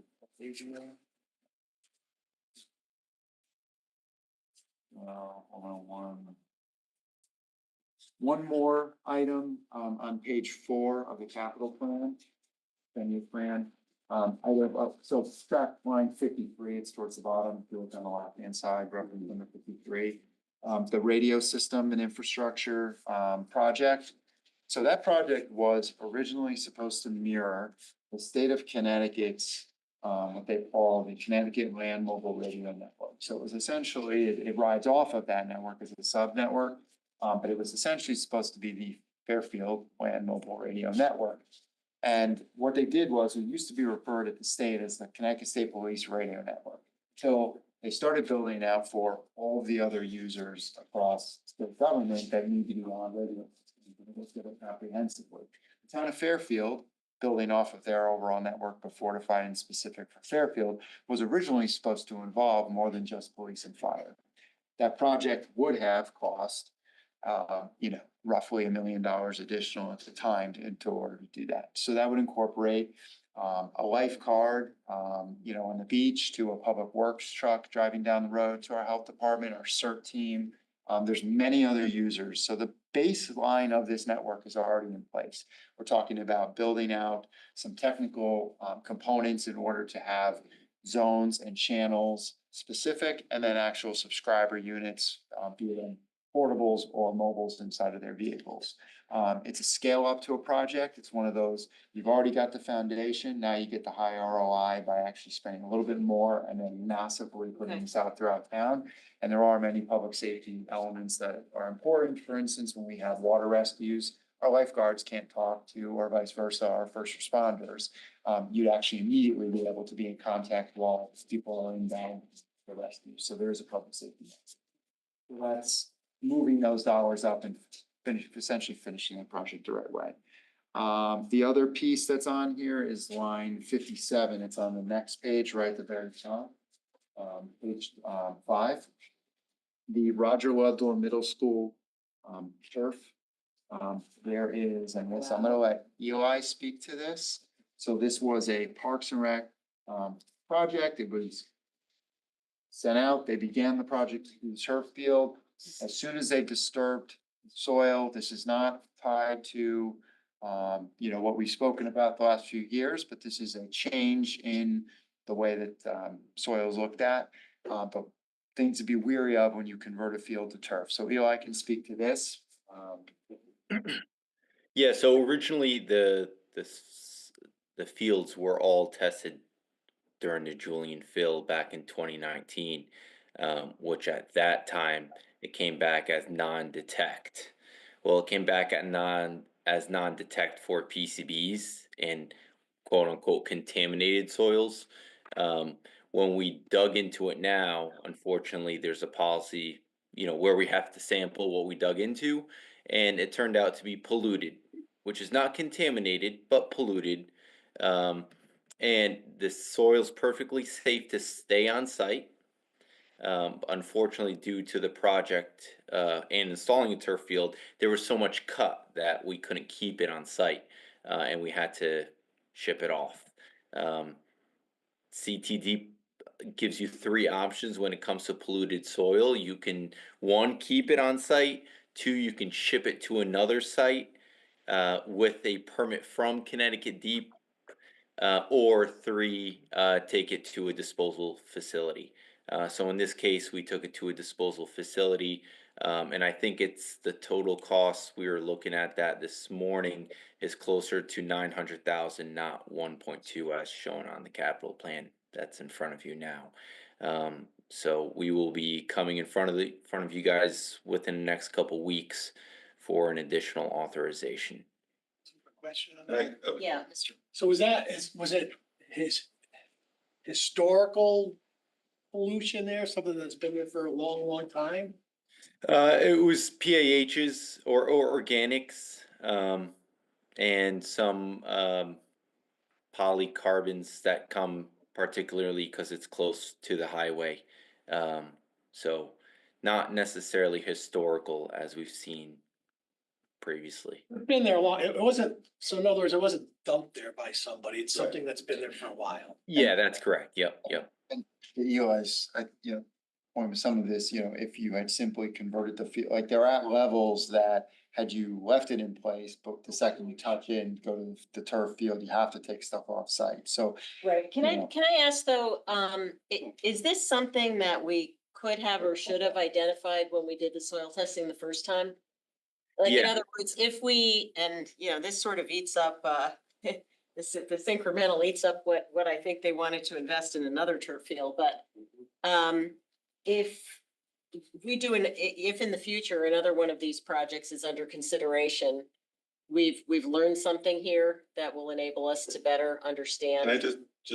Yeah. So this is like a couple-year-old project. Yeah. And that was a big pile sitting there for a long time, and Eli was brought in to help Yeah. with that. So this is one of the things that having a construction management group where those Right. things have become part of our understanding of, projects, and that we would apply, but it was a diversified model, and, or what's the right word? Decentralized? Huh? Decentralized?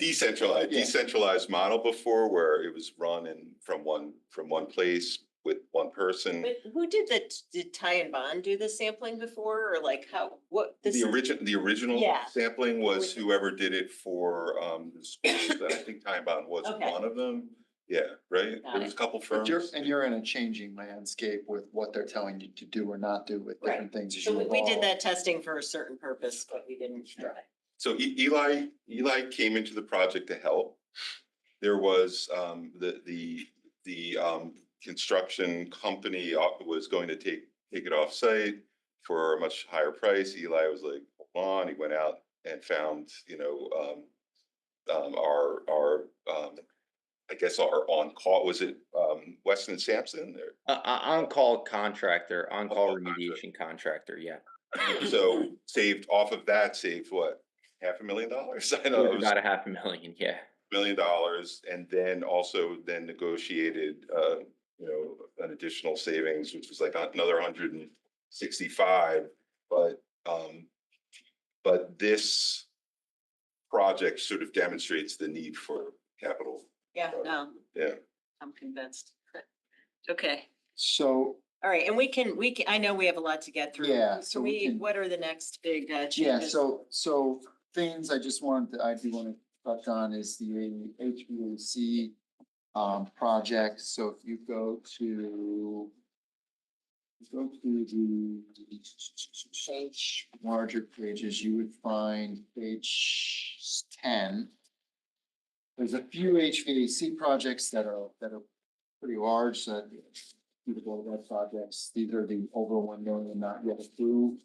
But a few things, and if anyone wants to watch, and certainly if you'd like them to come here too, that we can do as well. But at the Board of Selectmen yesterday, the HVAC IAQ chair presented an update on where they are with now all the projects. But the projects have come down, some of them substantially in cost. So Where do we see that? So starting with, if you look at Fairfield Ludlow,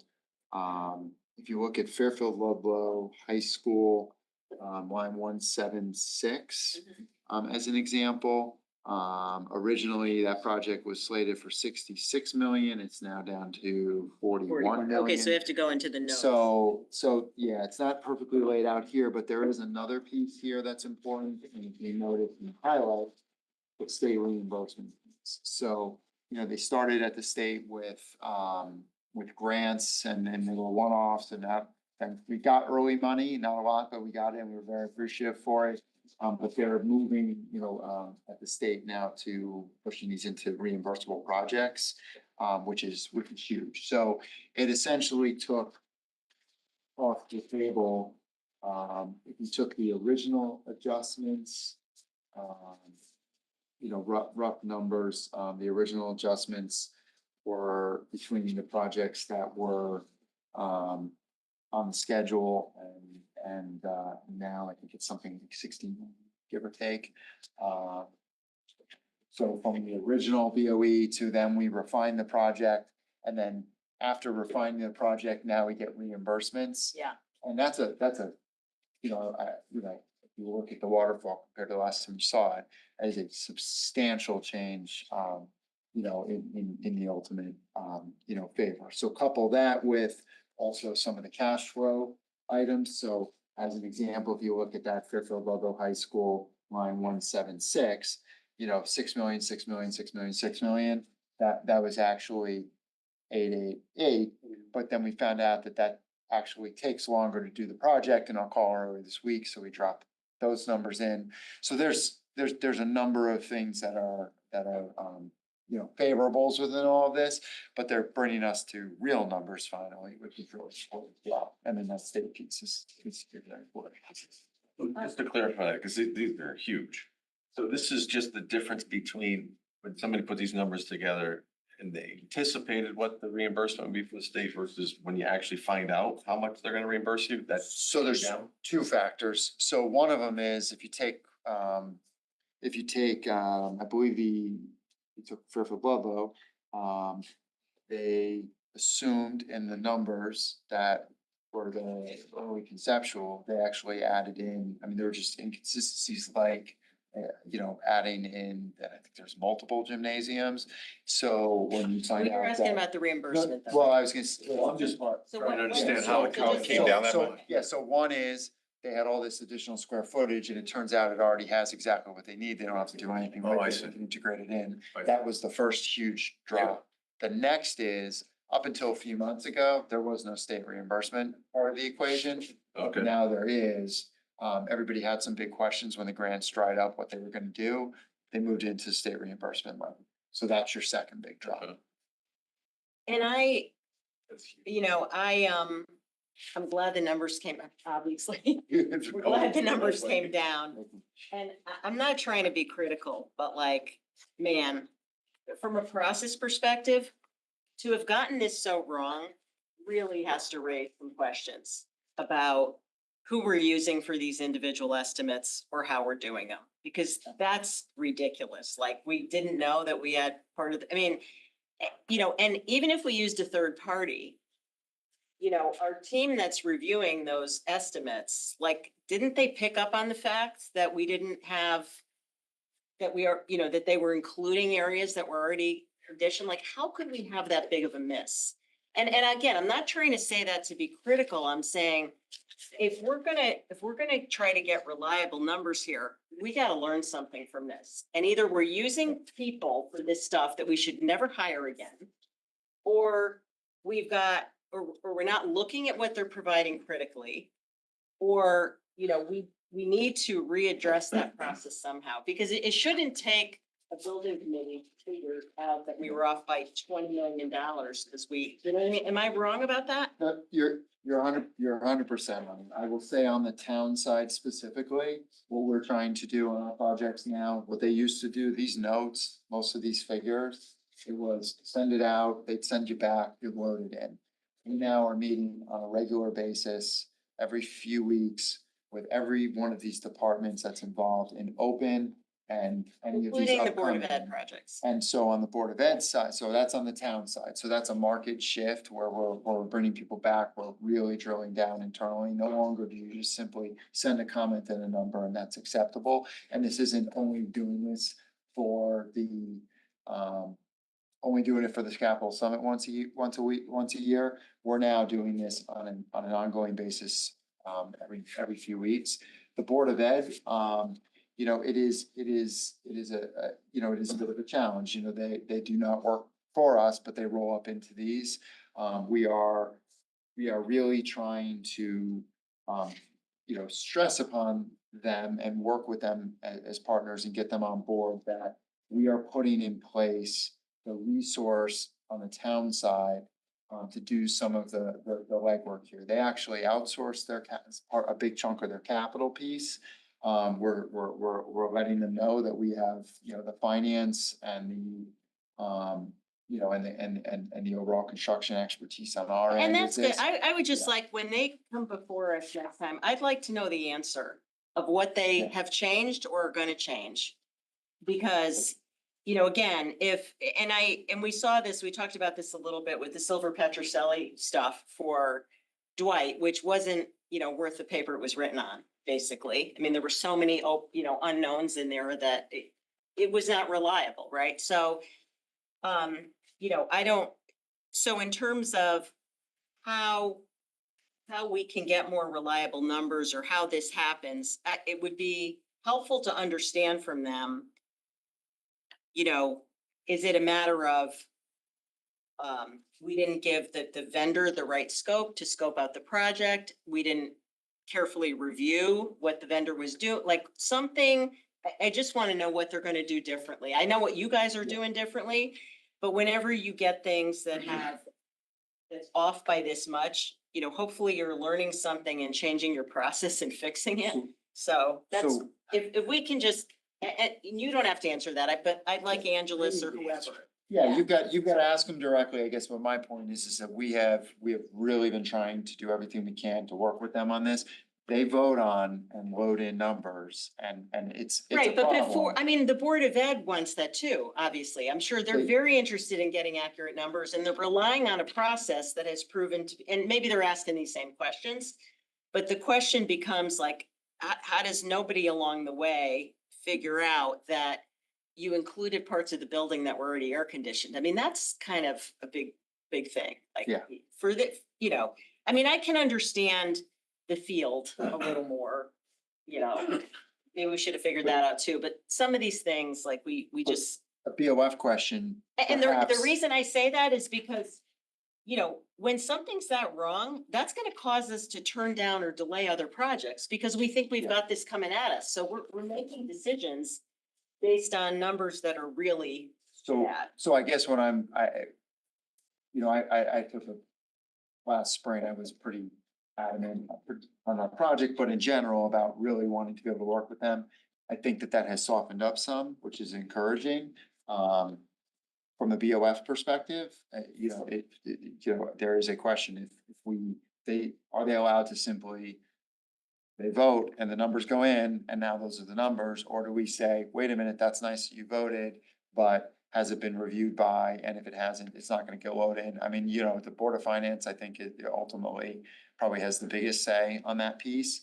We are trying to kind of, versus, being firm about it, trying to offer up as many services from what we're doing and try to partner with them on trying to improve these things. We don't have currently control, so if they want to take a number and they put it on their, and they move it through their facilities, whatever their contract is, and then drop it on this schedule, in theory, we're supposed to put it on. No, and that part I get, but the Board of Ed again is making decisions and looking at these things based on a set of data that they get, and what I'm questioning is what happens before that. Yeah. And what the management team, maybe I'll just ask the superintendent or whatever, or the chair, but I think that's, again, I'm not just trying to be critical, like these are opportunities when we get these kinds of things wrong to that degree, that there's a good learning process, and maybe it's,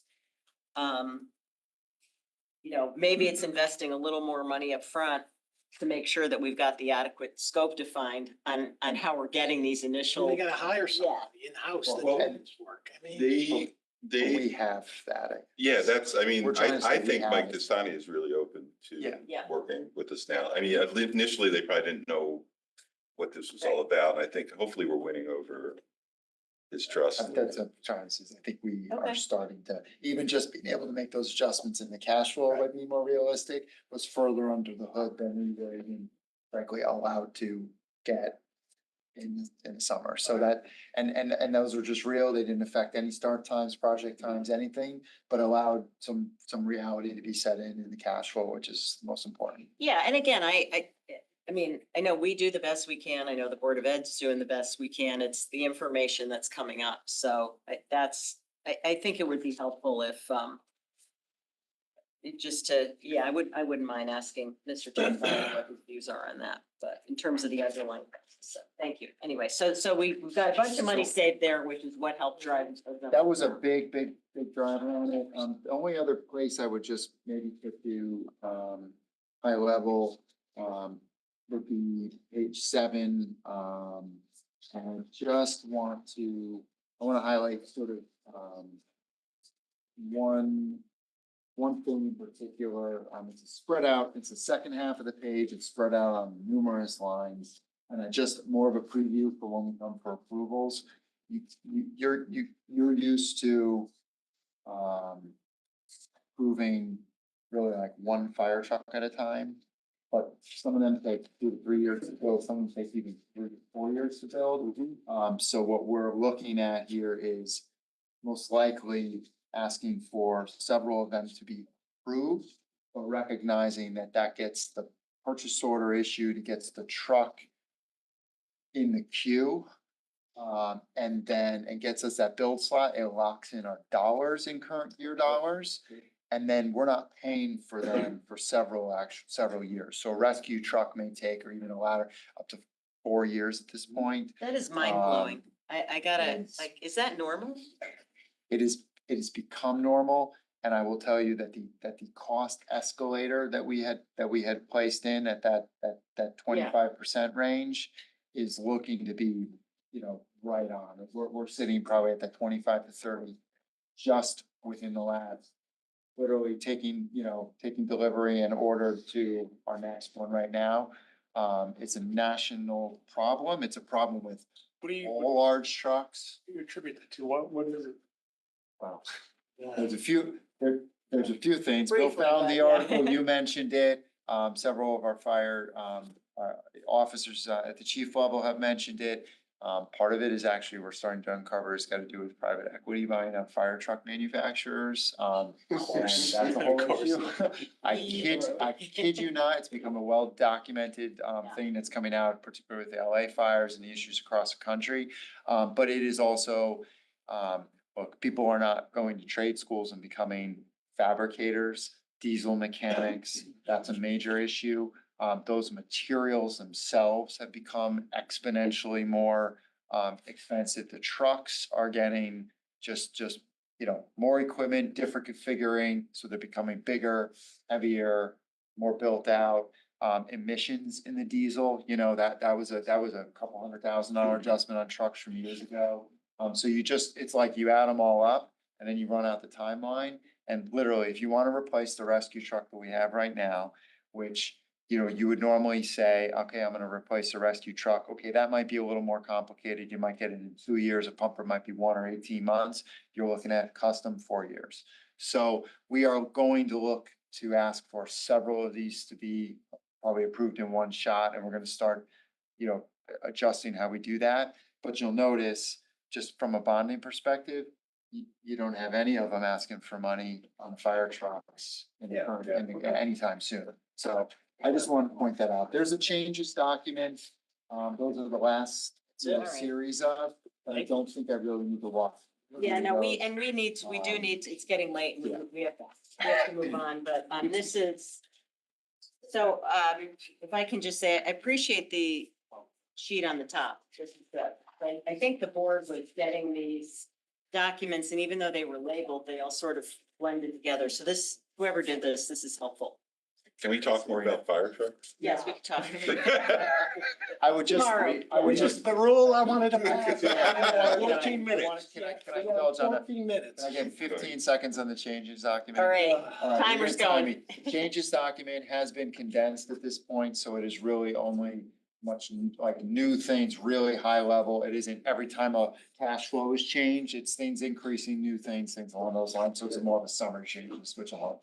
Okay. That's it. Yeah, and we're gonna move on. The only thing I'll say is I would have liked to have gone into the WPCA piece, but I think when we get the next revision, I think it's important to have Michelle Gore here for that, and hopefully at that point, we don't have another meeting scheduled for the subcommittee, so we'll figure that out, but we will have had an opportunity to see something that's approved by the commission, and that'll be blended in here. So that's a big topic that has a big impact.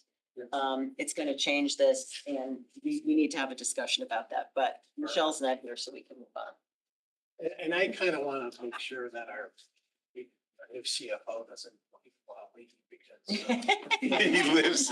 you're lives ahead. meetings till 11:30. Well, that's a great we don't want segue. I don't want to give the wrong impression of this. Well, that's a great segue. He might leave the room now because we're Unfortunately. gonna move on to item 9, which is to hear, consider, and act upon appointing a clerk. Oh. So can I have a motion to hear this item? Mr. Curley, seconded by Mr. Matola. So just quickly as background on this item for the public. So in the town's charter, section 8.3, to be specific, it specifies that the Board of Finance shall appoint a clerk, fix the clerk's salary. Clerk shall hold office at the pleasure of the Board of Finance. Clerk may be part-time. The clerk's responsibilities are laid out and the qualifications for are laid out in that section of the charter. But basically, the clerk is our main liaison to provide the board with what it needs, and the clerk has the right to call upon all town departments, boards, and commissions to get the information that's necessary. So traditionally, the town's chief fiscal officer has served at the clerk, and Mr. Becker has been serving in that capacity while he was interim CFO, and it's been a pleasure working with David during this transitionary period. We've come a long way in the past year, and I want to thank you again for supporting the board to on our mutual priorities, especially the stuff we just reviewed. But now that we have Mr. Harris on board, we haven't scared him away yet. He's had a I'm little still bit of, he's had a little bit of a chance to get acclimated in his new role. This seems like an appropriate time to transition the clerk role. So I will go ahead and make a motion to nominate Tom Harris to serve as our clerk for the upcoming year. Is there a second? Mr. Matola. For everyone's reference, his CV was included in the backup on page 586. Any other nominations, any discussion? Is this something? Do that you want? accept? I accept. Do you accept? All right. Okay, no discussion. We can vote all in favor of appointing Tom Harris as clerk of the Board of Finance. Please raise your hand. Mary, I can't see your hand. Yep. Okay, great. It is unanimous, 8-0. Congratulations, I Yes, think. thank you. Tom. Okay. All right, so that's great. Okay, so we'll move on to item 10 to hear committee updates. John, I don't think we need to hear anything from the audit committee, right? Because we have Connie here. Okay, purchasing committee, who's gonna give that update? Mr. Penley? I can, Oh, Mary, okay, yep.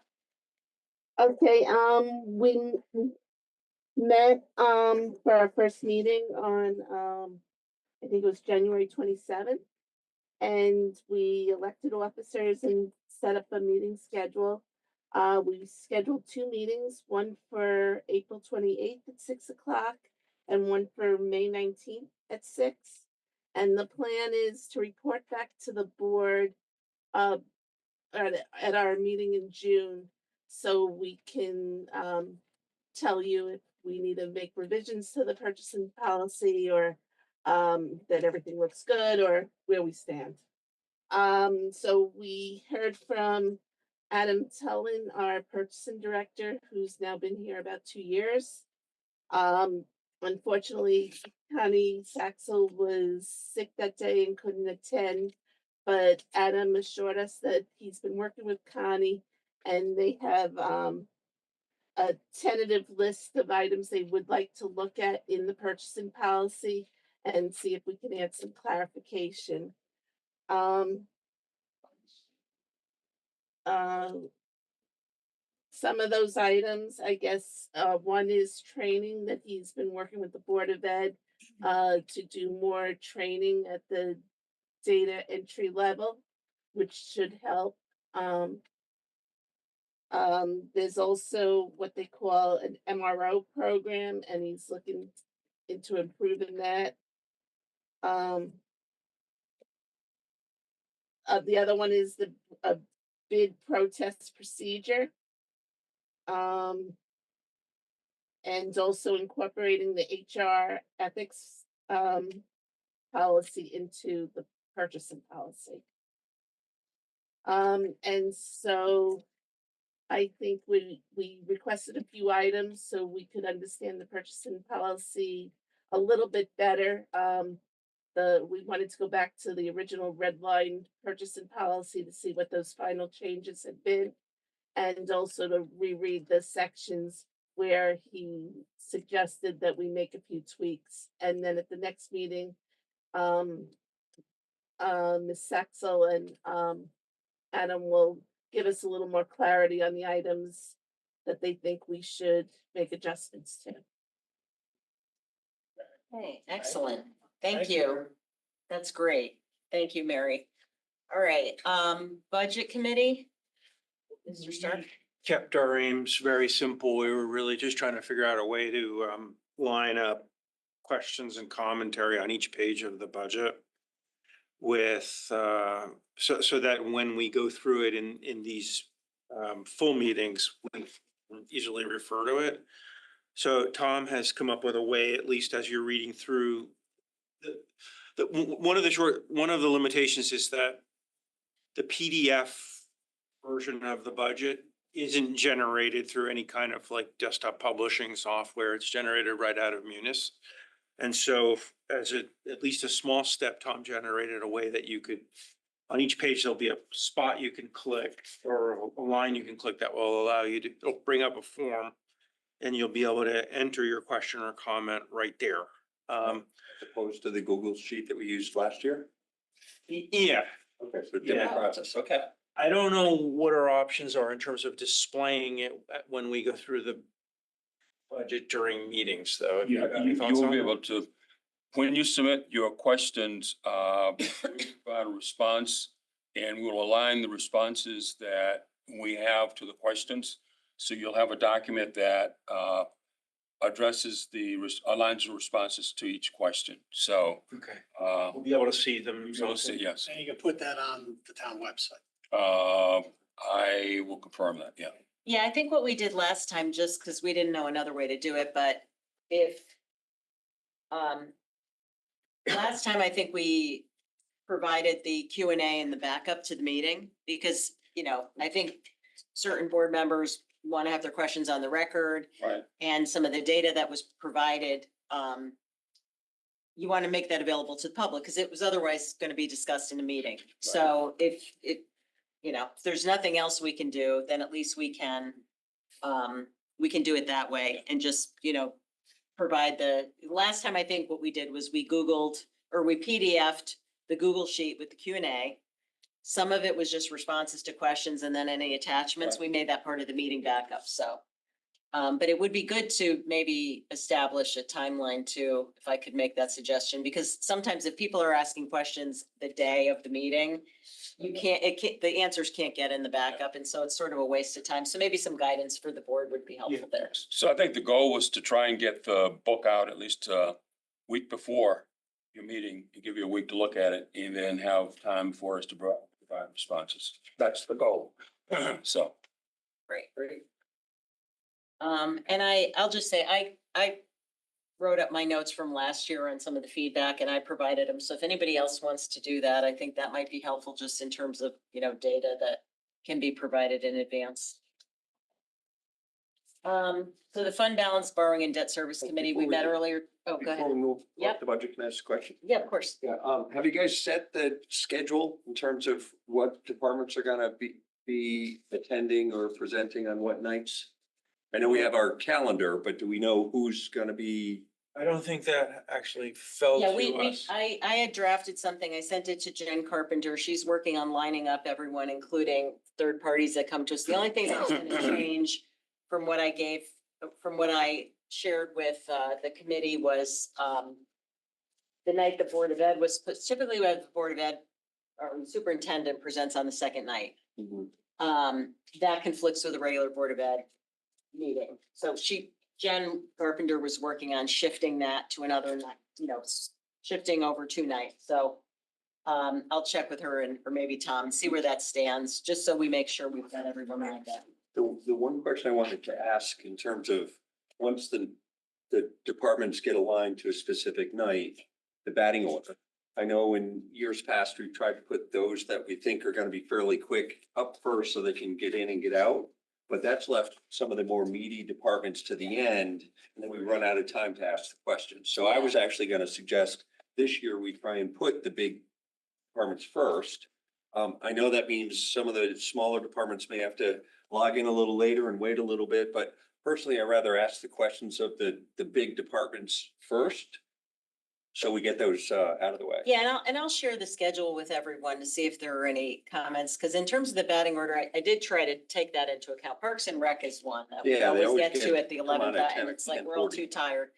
But, some of it, I think we have to just maintain a little flexibility. Sometimes it's the department head's availability, or Mhm, someone has a fair enough. conflict that they can only. So but that was definitely one where in arranging the schedule, or at least the preliminary draft that I gave, I did my best to try and take that feedback into account. Great. So, but once Jen works it all out, we can share it with everyone so that if anyone has any, further feedback, we can do that. Okay, okay, so fund balance, borrowing and debt service, I think I talked about it already, but we did meet, we did go through the WPCA plan, we gave comments, we'll get that back, and we'll also get. So the committee has voted on revised policy for fund balance and borrowing. That'll come to this board later for approval. We have reviewed and given comments on the WPCA financial plan, which incorporates both a capital plan and an assumption of financing between the WPCA and the town, which is based on a draft policy that they've provided. Those latter 2 things are subject to review by the commission, and they also are subject to some comments that we gave. So we'll get updates from on that before they come back to this board. But I'd like to have that available for this board by the March meeting, because I think we need to see, I think the whole board needs to see that before we vote on capital projects. So that's that update. Any questions on any committee? Okay.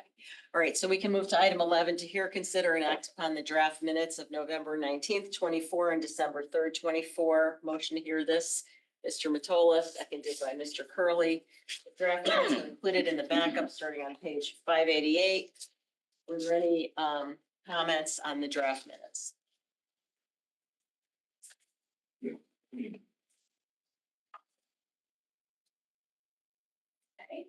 Seeing none, we can vote on those. All in favor of approving the draft minutes for November 19th and December 3rd, 2024? Raise your hand. Okay, it is unanimous 8-0. Thank you, everyone. Item 12, to hear, consider, and act upon any communications. Harris, Mr. Gerber, Becker, do you have anything?